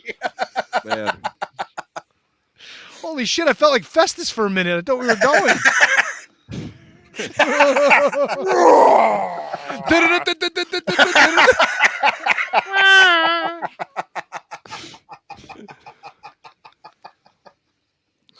Oh boy. Oh my god. Well, this is everything I hoped it would be. Seriously. This is good. I was fucking super. Molly sent me in the direction of Al and Duke on the Facebook, and it was very important for me to get them before I got anybody else. So I'm happy this all worked out. I'm happy everyone was available. Yeah, man. Happy birthday. I hope he fucking cries. My at some co-host. point. Is he frozen? Can you hear me? I can hear you. No, his handsome Kevin might be frozen. No, he's he's unfrozen. HK. Yeah, I just clipped out. I gotta say, I'm very impressed with this birthday celebration show. You guys, you got you got Sully's brother, you got Savio Vega, you got the Dr. Desire. Can we do a moment of silence for Gigolo Jimmy? Oh yeah. No, absolutely not. Because he should probably be here, right? Should he? Yes. Now when he's roofing and raping girls, what Tatanka's getting blamed for it? Allegedly. Well, you always blame it on the Native American, don't I you? didn't No, know you about don't. Thing? Yeah, that's a fucking thing. This breaking news here. No, it's not I never breaking. heard it. Oh, Gigolo Jimmy a bad guy? Hey, He would allegedly. Allegedly. Allegedly. Yeah. He would never. You guys reach out to Marty Jannetty? No, God, no. Yes, constantly. That would have been a hell of a gift. No, we don't need to be accomplices, accessories, or any other thing. He didn't kill that dude in that bowling alley. No, no. I'm all for Marty Roulette. I'll take whatever version of him he shows up in. You can make that a bonus show. Marty's one of my favorite wrestlers of all time, so I don't care. I will have him on anytime. Kevin will have him any way he wants. Of course he will. Oh, He's yeah. fucking insatiable. Any way you need. Does Marty have Frodo hands? Wow, nothing? Really? Absolutely nothing? So I had to think about who Frodo was for a second, and then it took me too long to realize that it was from Lord of the Rings, and I couldn't. It was a respond callback. Because I've never seen it. I've never seen Frodo. I've never seen it Lord of the either. I Rings. just went on what Matt said. Duke, do you collect action figures like Al and Handsome Kevin? Are you involved in that? He's a man. I'm a man.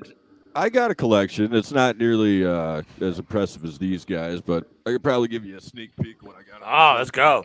I'm always. Oh, look I at don't know that. if you can see him up there. Yeah. I got me a Jai. I got some Scott Hall. I think I got a Ric Flair, a Hollywood Hogan. So I got, I got a few. So is that Now, WCW era? Oh yeah, those are the marital aids, the vibrating action figs. Oh yeah. Oh God, the vibe. Actually, I think didn't I send you the Sully vibrator for your birthday last year? I don't know if it was for my birthday or it was just a special gift, Just but a- yeah, yeah. you sent it to me, man. I got it. I love it. You send it to Kevin or you send it to Molly? I mean, I was gonna follow up and ask if you've gotten some use out of it, but That one's just Kevin's, all right? That one's only for Kevin, the Sully. Molly can use the rest. Sully is for Kevin only. Why are you showing there it is. what that Oh, man. figure has seen in its life? Oh. Wait, turn it over. Was the paint war on the back? I'd rather not say.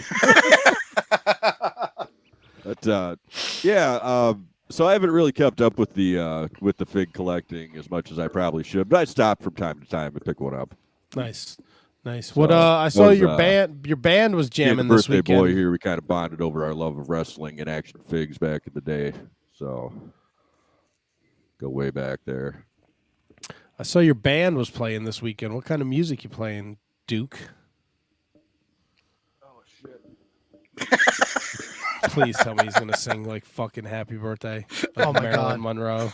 What the hell is he doing? Would I kill him?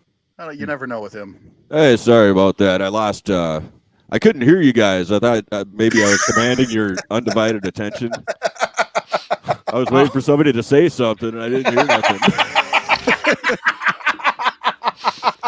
This is what I get for using the headphones with the cord. Birthday boy kept giving me shit about using the Bluetooth headphones. That's because when you use the Bluetooth headphones, we always got issues. Well, apparently we're gonna have issues with this cord becoming unplugged. So. Double T avoid was issues. asking you about your band, man. Oh yeah, I'm currently playing in a Ramones tribute band called Cretin Avenue Hop. Nice. One of my favorite bands growing up. We did a show yesterday.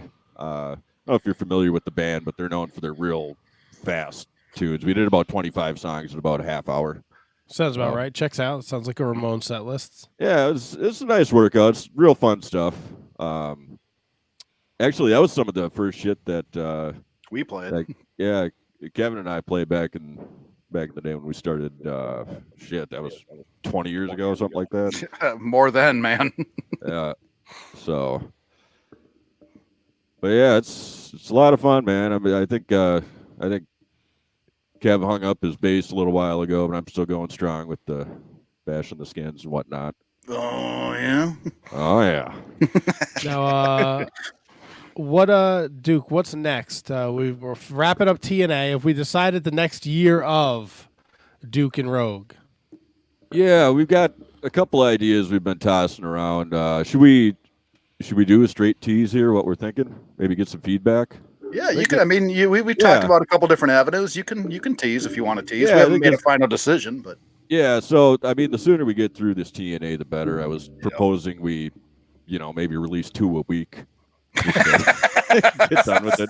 Been that bad, huh? It's bad.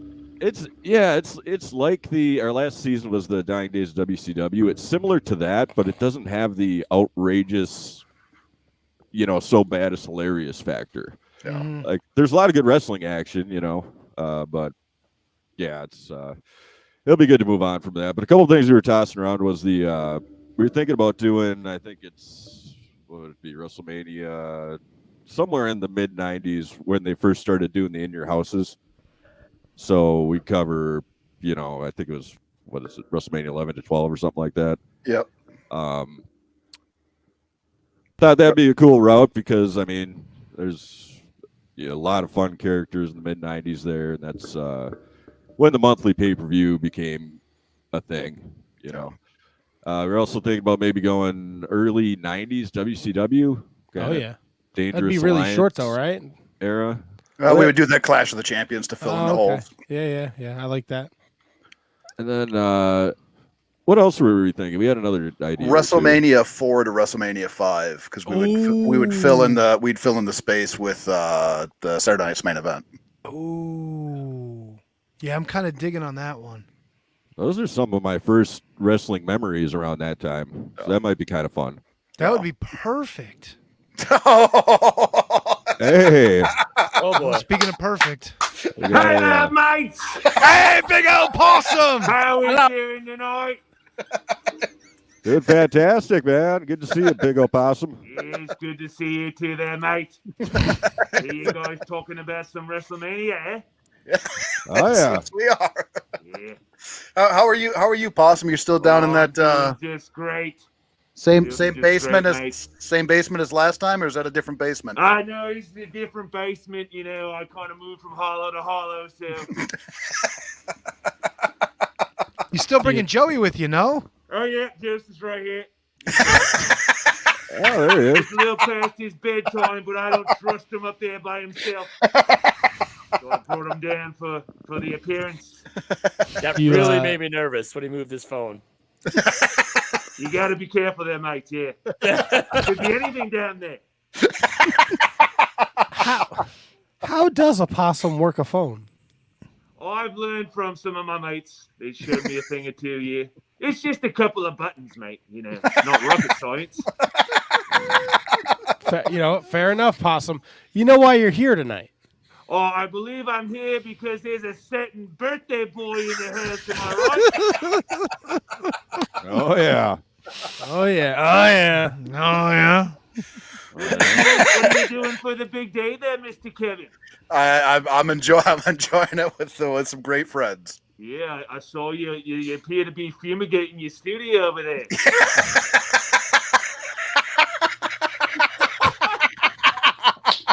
That's one way to celebrate. God damn. Little I'm fumigation. more of just a guy who likes to throw back a couple of frothies myself with each their own. Am I right? What's a Yeah, frothy? you're right, Possum. You're right. Made a frothy. You saying froppy? A Frothy, beverage with you some dummy. froth on the tap. Yeah. A frothy. It's a beer double T. A frothy, yeah. Ah, okay. That's how we say it down under. Yeah. Down under where? Anyway.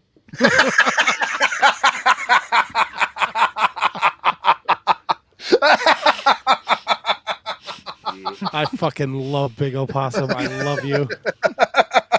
Well, I love you guys too. You've been good Best. to me. I believe this is my my third time on the pod. Am I right? Yes, you are, Yeah. Mr. Possum. Yeah. Is there any other possums that have been on the pod 3 times? No, it's a race between you and Nellie's butthole. Okay. Yeah. Well, that's pleasant company, I'm sure. How do you feel about cats, Big Opossum? Lukewarm. 'Cause this is Nellie. Oh, hey there, Nelly. Big Like Opossum. a nice one, at least. What would you think if there was a character in wrestling called Lukewarm? Lukewarm. That's got to be something. What kind of maneuvers would he hit? Tepid. Run of the mill stuff like one tackle drop down, maybe body drop slam, down, tackle. something like that. Yeah. Lukewarm, I think, would be a huge star. Yeah. I think you're onto something. Or you're on something. One of the two. Column A, column B. Yeah. This is Kevin ruining an interview, part 8. Now, Possum, do you end up finding a lot of those frothies out in the trash? Most of the frothies are given to me by the kind owners of the venues that we frequent for our shows. But yeah, occasionally you can find some remnants in the cans and the recycling bins and whatnot. What is the most interesting thing you've come across in one of those trash bins? Mate, I don't even know if I want to get into that. What? Give What's us a the taste, rating on this Possum. podcast? Is it for all audiences? Because if it ain't, we don't want to go down that road there. Let her rip, Tater Chip. Yeah. Yeah. I see you took a bite out of Dak Draper's butt this weekend. That was several weekends ago. I just made the post, but I can still taste it a bit in my mouth here. He's a tasty mate, you know that, Dak Draper. Eats a lot of protein to keep that body looking like it does. Oh, look at you! He's This one is of the better adorable. tasting mates that I've sunk my teeth into. That I can say. Yeah. Does that happen a lot? Oh, yeah, absolutely, mate. Who's the worst You gotta tasting? play to your strength, and my strength is pointing that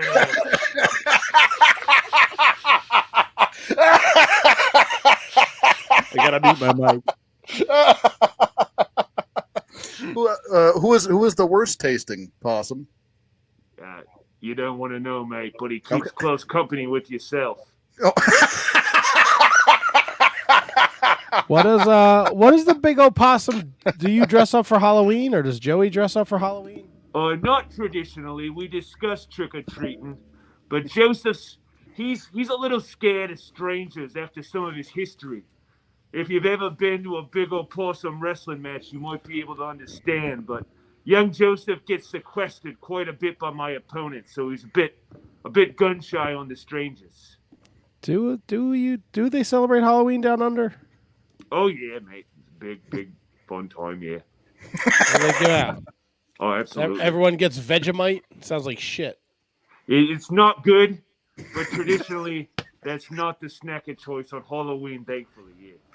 What's the snack of choice? Oh, just your regular 100 grams,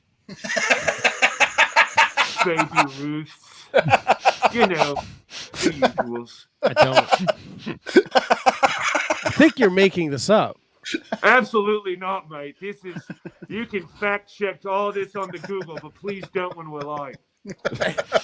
And he named like the 2 of the least popular candy bars in the It's the other world. side of the world, mate. Up is down, down is up. What's wrong with 100 gram, man? No, they're good, but when you think It's of a candy solid bars, candy bar. Hell what do you think of? Duke, what do you think of? You think of what? Snickers, Twix? Milky Way is a good one. Milky Reese's. Ways. Al, M&Ms. support me on this. 100 grand, right? Oh No, great. Just not appreciated as much as the other ones. I like. But yes, but he's talking about the other side of the world. That's right, mate. They do things differently over there. All right, okay, I can respect that. That's a solid point. What about y'all, mates? Any of you gonna be dressing up for the big holiday tomorrow? Nah. Yeah. No, I'm an adult. I have a job. I thought about dressing up as Glacier, but Oh yeah. You just Mommy, spike your especially, hair, put in a contact, and do some karate moves or something, right? yeah, Yeah, do some karate. yeah. They have the same karate Shit. prowess. Hey, birthday boy. You remember that time I was blue dust for Halloween? Yeah. Think I should bring that back? Bring it back, man. 100%. Yeah, these guys don't know that. Oh, Alvin. Oh man. You could be blue dust and Handsome Kevin could be blue balls. That's one of the mates that's kidnapped my Joey right there. And I'll do it again. He's I'll do it gonna again. defend it. Oh! Yeah, I bet you will. You watch yourself, Alvin Falcone. I'm watching. It looks like he's unprotected outside somewhere where maybe there's a dumpster you might be hiding in. I was I was just checking the nearest dumpster, to make sure he wasn't around. So, yeah, you better watch your back. Is that a Notre Dame hoodie? it is. It is God. all day, baby. Yeah, baby. ND. Let's go. Let's roll. Let's roll. Handsome Kevin, what's with all your Minnesota friends calling from like a fucking alleyway, a dark car? Do you not? Elvin, you can go ahead. Go ahead, Elvin. You can. I am getting better as a wrestler, and I'm training right now. So I'm taking a break. Taking a break to say happy birthday to the handsome Kevin. So Thank you very much. Thank you very much. I think you need to take less breaks from your training then, man.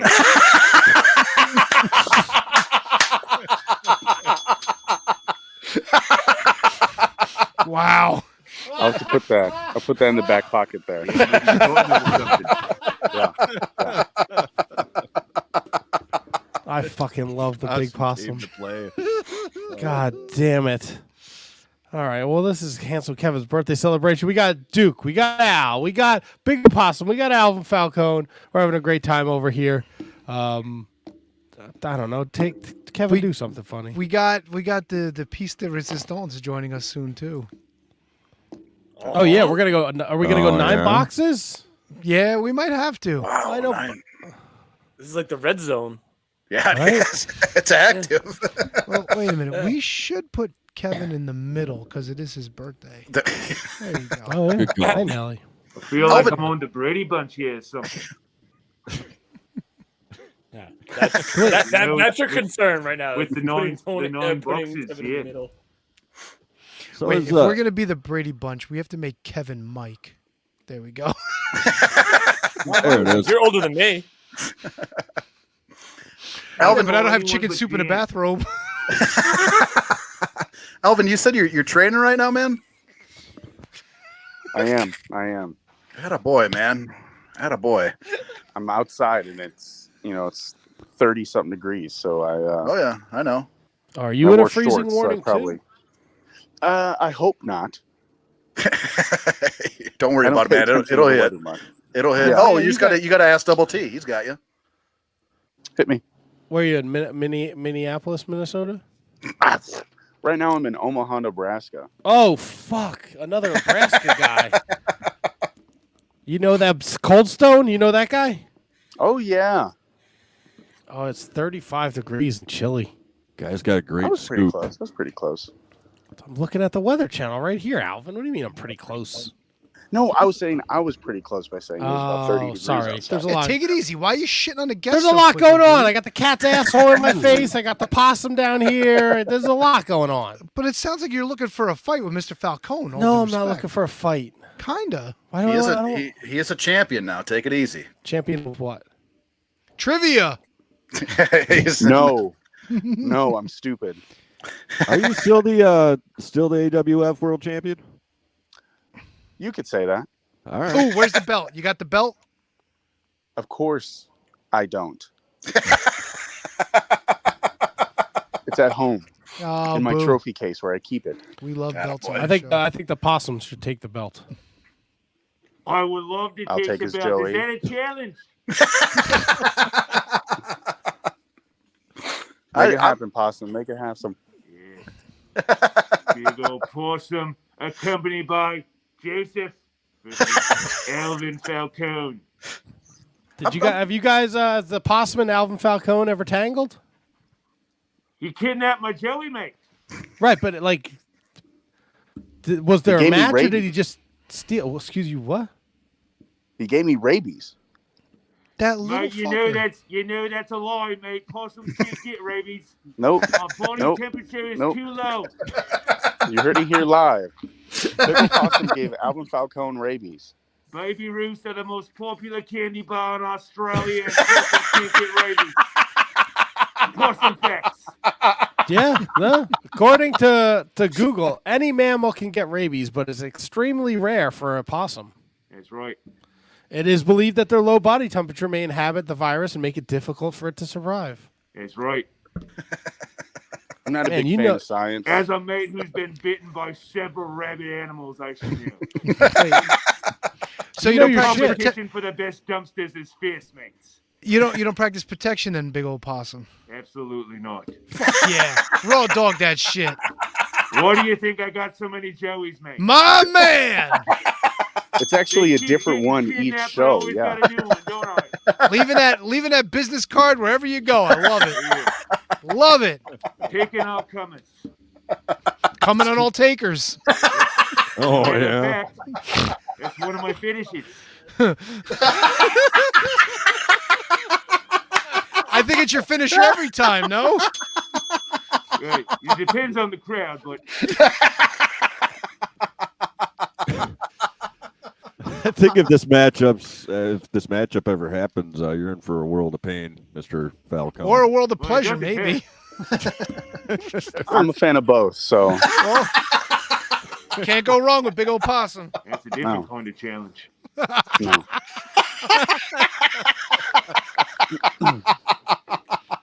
This poor guy took time out of his busy schedule. Now he's getting talked down to by a possum. See, peeps. See you later. He's outside freezing his balls off. No. I'm saying bye to my peeps, you know. You got Nebraska peeps now? I got peeps in a whole bunch of area codes. I can't say the other word because the peeps. Yeah, gotcha. It's a big old possum. Try to keep it PG. So, hey, Ree. It's Kevin's Hi, birthday. Rhiannon.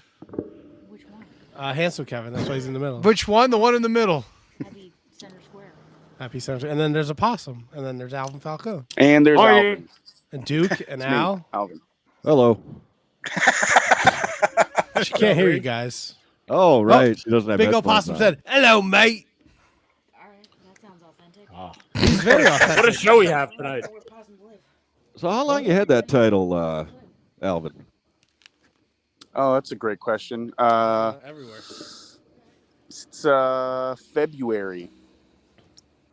That's a pretty decent February, so decent reign. Is that Hey, 6 months? Mr. Falcone, I don't mean to interrupt, but boy.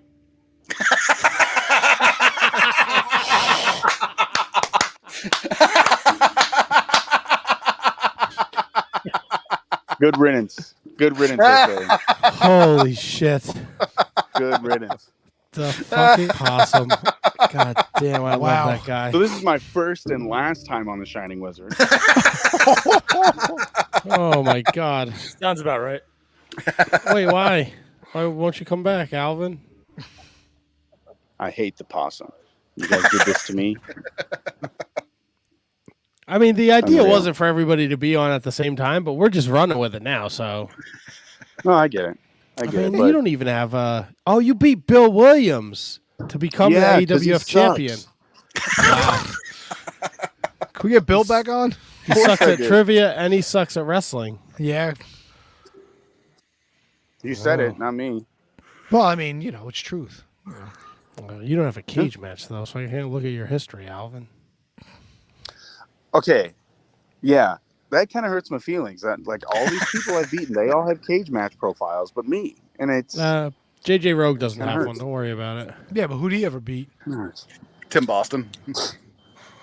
Yeah, and Puerto Rican rules or whatever the hell match. Filipino. Same You shit. beat him twice, didn't you? You're damn right I did. In the same night, no? Absolutely. Same match.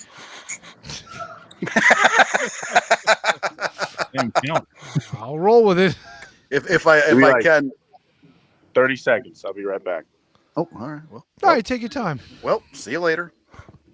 All right. Hey, I gotta get myself ready for work here. My shoot job's a night job, but just wanted to say happy birthday. Thank you very much. Wait. We And, got to guess what Duke does for a living. You're spinning records at the fucking local radio station. Maybe. Fucking knew it. I knew it. But I got so my lady friend wishes the birthday boy a happy birthday as well. Just real quick, funny side note here.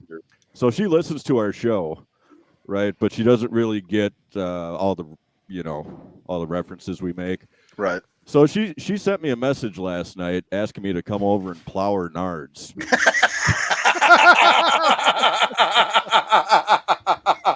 Oh yeah. That poor girl doesn't know what she's in for, but But, Sounds like you didn't know what you were in for. I mean, Look, it's 2023. We roll with it. yeah, I suppose. All right, you guys have a good night. I gotta get out of here. Thank you so much, man. It's Thank you very a much. pleasure to finally put a face to the voice. No, yeah. Oh yeah. Oh yeah. Yeah, you're supposed to leave, not just to shut your camera off. Oh, what the fuck? When the headphones didn't work, Kevin, I was like, this is like every start of the Gorilla Brain special episodes. Like every episode. Well, if there's one word that describes this episode, special is definitely that word.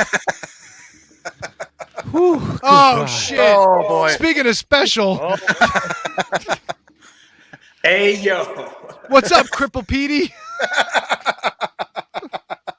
I was to say, how's that I think I look haircut? better with the haircut now. I told you it happened, Al. Yeah. Yeah, it was in the new artwork. Didn't you see that, Kevin? I wish you happy birthday, XOXO, downtown Petey Brown. Petey Brown, ladies and gentlemen. Petey, welcome back, brother. What's up, everybody? And JJ. Hey, Petey, how you doing, brother? I'm doing What pretty are you- good. Can't complain for a Monday night. What are you calling from Brian Knobb's butthole? Hello. Hello. Cavern. I'm in the game room right now. What does If that game mean? is trivia, we're hanging up on you. Yeah, why would you do that? What's going on in the game room? No, it just echoes. I guess I'm Oh. inside Brian Knobb's butthole. So, Petey, I know this was a little difficult because of your new hairdo and because maybe the guy, whose birthday we're celebrating might be responsible for it, but I think this proves that you are a better person than the birthday boy, because you decided you were going to show up and wish him a happy birthday, even though he did some dastardly things and shaved your head and upset a man on YouTube. This is true. Even though JJ Rogue, the JJ stands for Jagoff twice. Gotta throw that Chris Jericho line in. But I have to give you a happy birthday wish. I hope you have a great birthday with your lovely wife that puts up with you. And I hope you had an amazing day. Because the PD party's for everybody, even for Jagoffs. Oh, Jesus. That's why he's a champion of the people, Kevin. I was going to say, as soon as you showed up, Al's shorts just got shorter. Yeah, there was an eclipse outside. Yeah, his desk just tilted. Take it easy, Al. Got a shout out to Al. Al made a beautiful art piece for your birthday. It brought a tear to my eye. I don't think it was that beautiful, buddy. I cried. Oh, he's right there. You're going to tell him you don't think it's beautiful? That's fucking rude. See, this is what I have to deal with. Yeah. It's fucking rude as shit. I mean, did you not see it there, Double T? It doesn't matter if Al took time out of his busy day and he drew you something from his heart and soul. And you're over there just taking a big old dump on it like Petey Brown and Can You Beat That? It's a fair comparison, can't lie. It is fair. Dump City. What games you playing in there, Petey? Love games. Best kind of games. By yourself, huh? Yeah. I was gonna You heard say the echo. Fair point. Hey, can you check on Stonehenge while you're there? I thought it was in Brian Knobb's asshole. Stonehenge's asshole might be a little more dense. It's definitely a lot darker, I'll tell you that. Oh yes. That's the upside down.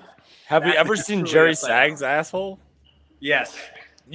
Absolutely yes. Oh God, you have. Okay, all right. Never mind. Leave that alone. It's probably cute. He probably has a nice looking hiney. Cute. Yeah. You'd be shocked. Am I wrong? He doesn't look terrible for his age. It's right probably now. adorable, right? Yeah. Like you just want to grab it and go, give it raspberries, Sag that ass. Fuck That's yeah. what happens when you're in the third stage of hell and you go back to the first stage. You're like, this is great. Yeah. This is where I need to be. Can I go back to part 1? Sure, have at it. You want syrup or jelly? Syrup. You're like, guys, it's Casual Friday every day up here. You guys haven't made it. Goddamn Petey Brown. This is unbelievable. Well, Petey, this is great. I love that you called in. This is fantastic. Thank you guys for having me. Oh, please, thank you for celebrating Handsome Kevin's birthday, and then Nah, easy on the handsome part. Come on, save that one for me and my new haircut. Yeah, you're welcome for that. Look, Petey's looking pretty dapper. Got to be honest with you. Yeah, man. Fade No, going, it fits baby. you, bro. I do nice work. You know what? Maybe Handsome Kevin was onto something. You know that's a good haircut you got there. I'm digging it. I say, Al, now's your chance, man. You got your hero right in front of you. What? Got the hair right here? Yeah.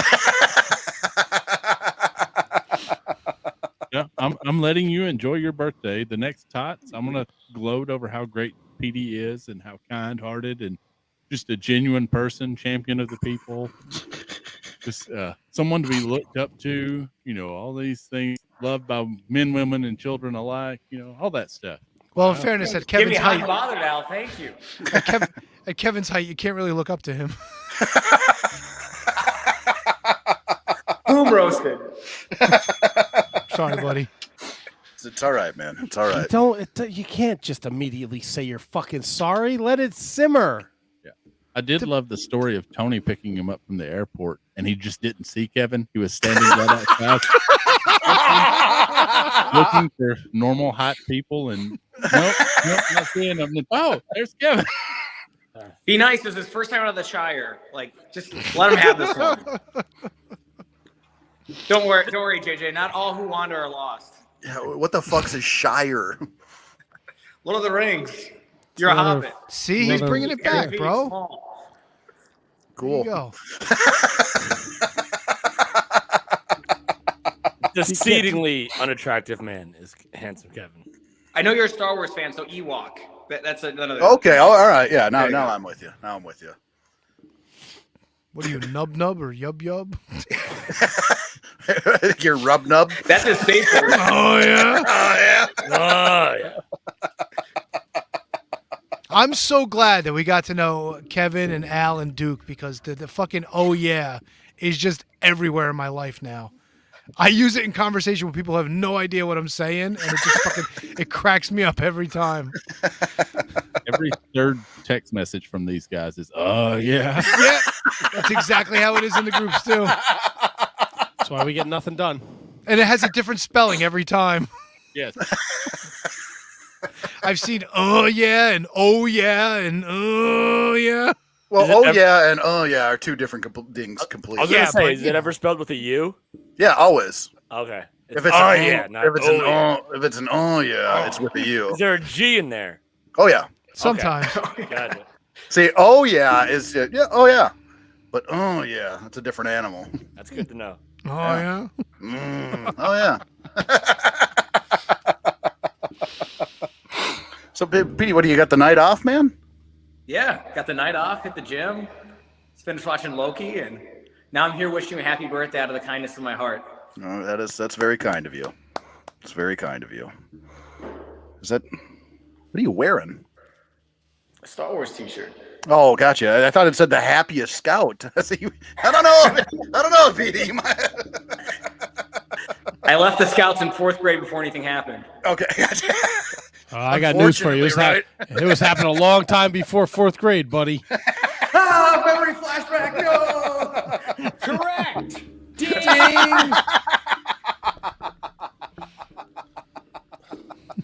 Oh, These nuts. Scoutmaster John, no. Scoutmaster John. Hey, Scoutmaster John, Petey's here. Oh my. We got another call in. Yeah, say that all the time. In your face. That's right. I said, what? She said, yeah. I said, no. I love the big package. Jesus! exactly. Fucking whore. Oh, Yeah, motherfucker, yeah! what the fuck is going on? I don't know. Drop City Going through the Boulevard. soundboard right now. Yeah, pretty much hit the next. Too much. Twist that dick! Twist his dick! Lucky.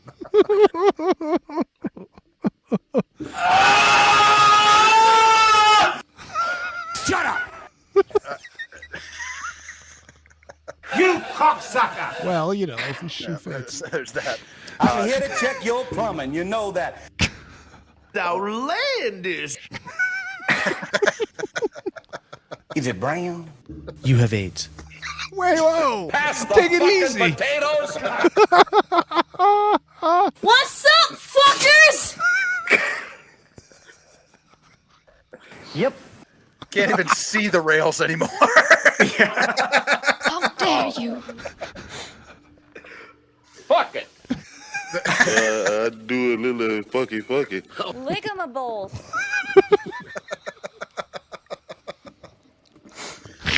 I'll tell you I what, have a small everything dick. went exactly as I planned it. So, Of course it did. It really did, dude. I was stressing today. There was a lot of stress today. Oh, You should everything be worked out very- well, man. You should be very, very proud and happy. Fuck yeah. I'm thrilled. So I'm, I allow myself to fuck off now. Yeah, so Kevin, this isn't about you anymore. It's about Matt. No. So, go fuck you. No, HK, happy birthday, brother. Thank you so much, guys. It's that's pretty blown away.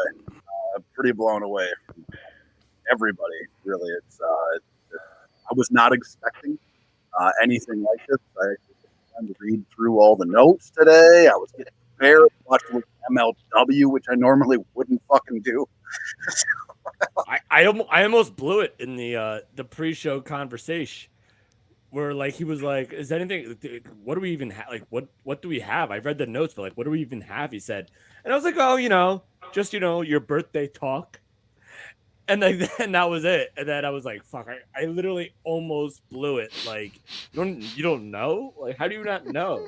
No, I had no idea, and I was Yeah. worried because like I was looking back through like the text message stuff like that just to see if there's anything that I needed to like banners that I needed to get done or anything like that. And I was like looking back, I was like, I don't think there's. I'm searching for emails, going, there's got to be something else tonight. We'd usually have something there. And Yeah, there's usually either a guest or some sort of gimmick or game or something that we would do to like kill time. Even though there's a lot to talk about anyway in wrestling, which we'll get to, I'm sure, next week or maybe even another show this week. But Hey, Matt, quick question for you. What if instead of covering 5,000 matches this week, maybe we do say, oh, I don't know, 1 or 2 matches from each promotion? Because I don't know about you guys, but I feel in honor of Handsome Kevin's birthday, we got to take this bitch over the top. Oh, baby, we're doing it. Fuck yeah. Hi, Molly. they say hello. That was fabulous. The guys Hi, say hello. Molly. I was watching, This is laughing. Thank you guys for making this probably the best day of Kevin's life, including our wedding, because I know for a fact that this might have been the best. Wow. Bailey and It's up I there. discussed it. For sure the best day of his life. Thank you, Matt. Thank you, Shining Wizards, and all the wonderful guests. Oh, look at that. Sorry, I was yelling at the cat. That was so sweet, though. What she just said. I can't undersell that. It's my special Molly's gal. so much- I Molly's so much don't. more Now professional than listen. you, Kevin. What's that? She's more professional than you. Like, why don't we have her on our podcast? Oh, take the dick out of your mouth first, though, and then you can enunciate better. Wow. Jesus. Now listen, You pick two matches from each show. We're not doing the entire. Well, he beat him and he beat him. Copy that. Right. All right. All right, who's starting us I off? guess I'll start it off here on Monday Night Raw. Damian Priest defeats Jey Uso. SmackDown LA Knight defeats Jimmy Uso. NXT Halloween Havoc Week 1. Blair Davenport defeats Gigi Dolan. Tony, over the top me, babe. Handsome Kevin is quite the musician. He's known for playing the bass, but he also has a few other instruments in his repertoire, including the skin flute and the rusty trombone. But he loves nothing more than tulips on his organ. Lucky.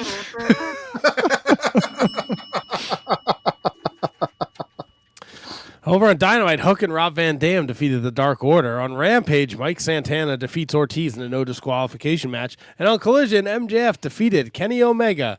Tony, take it over the top. Avid listeners know that Handsome Kevin had his first match in Iowa. The match was so bad, it was reported that some of the folks in the crowd could hear Handsome Kevin mutter, "Man, I think I owe this promoter his money back." Confirmed. You were there, Petey. You know. I think that goes to KJG, yeah? So Impact was a highlight show, so there were no matches, as far as I know. So that wasn't indicated in the notes. So I'm gonna go right to Ring of Honor, Matt. How's that make you feel? Feel good? Great. Gonna kill Feels fantastic. All right, so on Ring of Honor television, as I get my notes straightened out, we had Eddie Kingston defeat Aaron Hanari, and Angelico defeats Metalik, and those are the two I'm going to go with. There's a tornado take match with Diamante Mercedes Martinez defeat Athena and Billy Stark. Tony, take me over the top. Handsome Kevin's favorite book is The Stoic Philosophy of Seneca. In reality, the most important lesson he could have learned would have come from Tony after a night at White Castle. This too shall pass.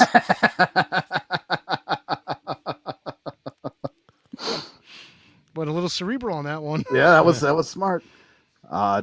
Back to no. Yeah, you could do MLW there. All right. It goes right to you. All right, in a match that I actually watched on MLW, Ichiban defeated Jesus Rodriguez with Selena De La Renta. Tony, over the top, me babe. Well, he may not have won. Wait, let me see. I fucked this up. It's true. It's damn true. Handsome Kevin has the same amount of 5-star matches as Olympic gold hero Kurt Angle. But he did beat Tim Boston 2 more times than Kurt ever did.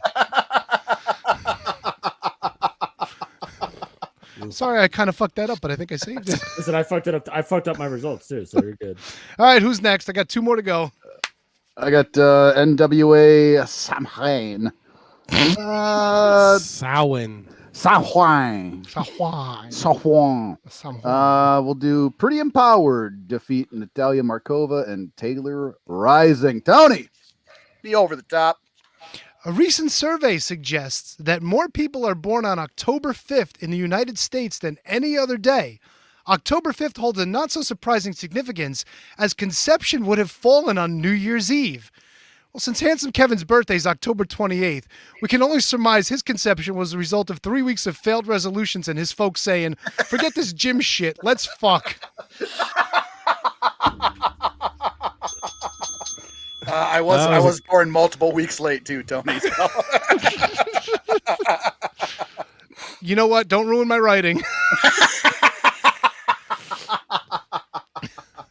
We'll put a bow on this with New Japan Strong Fighting Spirit. Shingo Takagi defeated Tama Tonga to become the brand new Never Openweight champion. Tony, take it over the top. So Handsome Kevin is 1 year older, 1 year closer to the grave, 1 more year closer to losing his strikingly good looks, but there's one thing he'll always be: our fucking loser!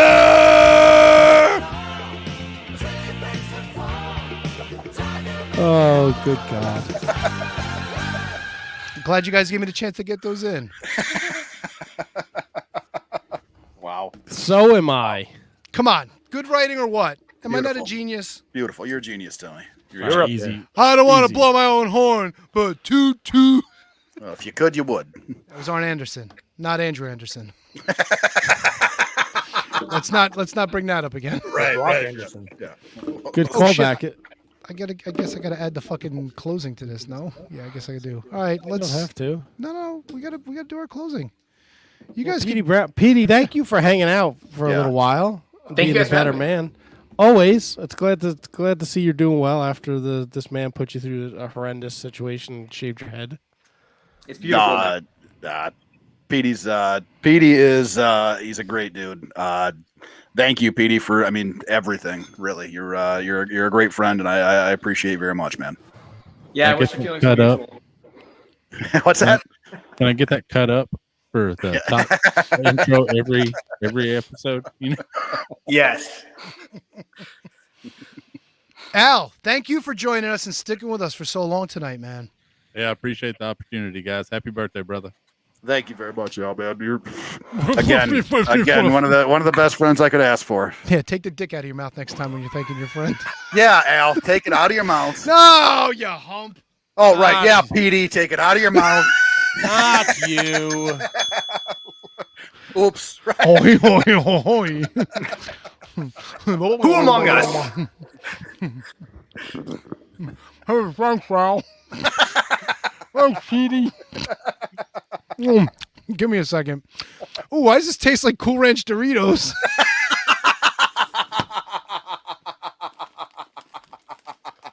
That joke was for us. Well, thank Matt, you guys. thank you once again for putting this all together. Amazing job as usual. Thank Diana, Dave Sullivan, Savio Vega, Eugene, Nick Dinsmore, Dr. Tom, Big Cat, Stonehenge, Al, Duke, Big Opossum, Alvin Falcone, Petey Brown, KJG, Tony, and of course the birthday boy himself, handsome Kevin. Thank you guys so much. This blew me away. This has been I don't know what to say. Means a lot. Means a lot to me. It was man, for everybody. Thank you to absolutely everybody. I mean, I didn't really tired of hearing that. Oh, you fucking muted him? Wow, what a fucking hand job you are. Happy birthday, Kevin. I thought it was funny. Yeah, but I legit thought he lost his mic. It made like a weird noise. I was like, oh no, he's well saying played, his Double thank T. yous. That was No, well played.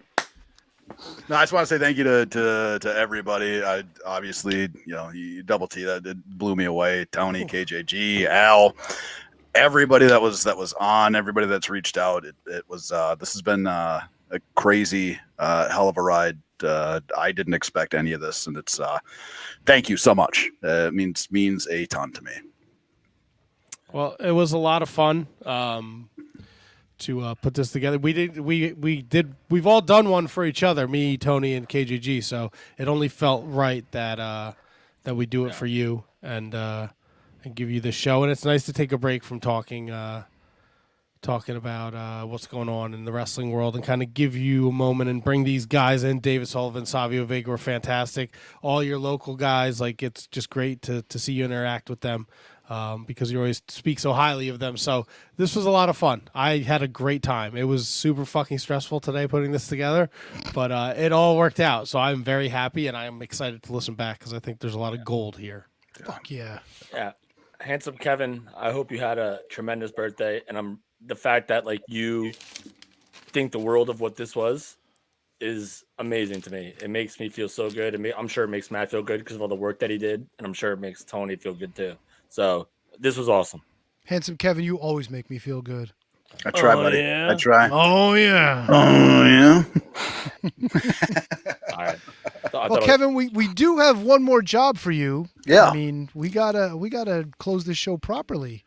Yeah. So let's bring it down and get to our producers. Come on now. Where are you?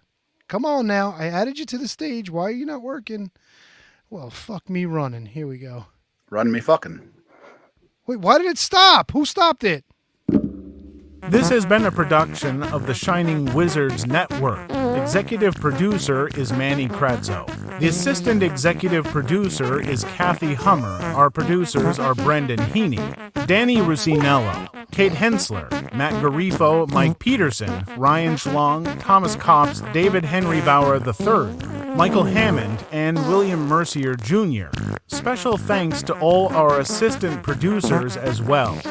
For everything Shining Wizards, visit shiningwizards.com. And don't forget to listen to all the great shows of the Shining Wizards Network. Good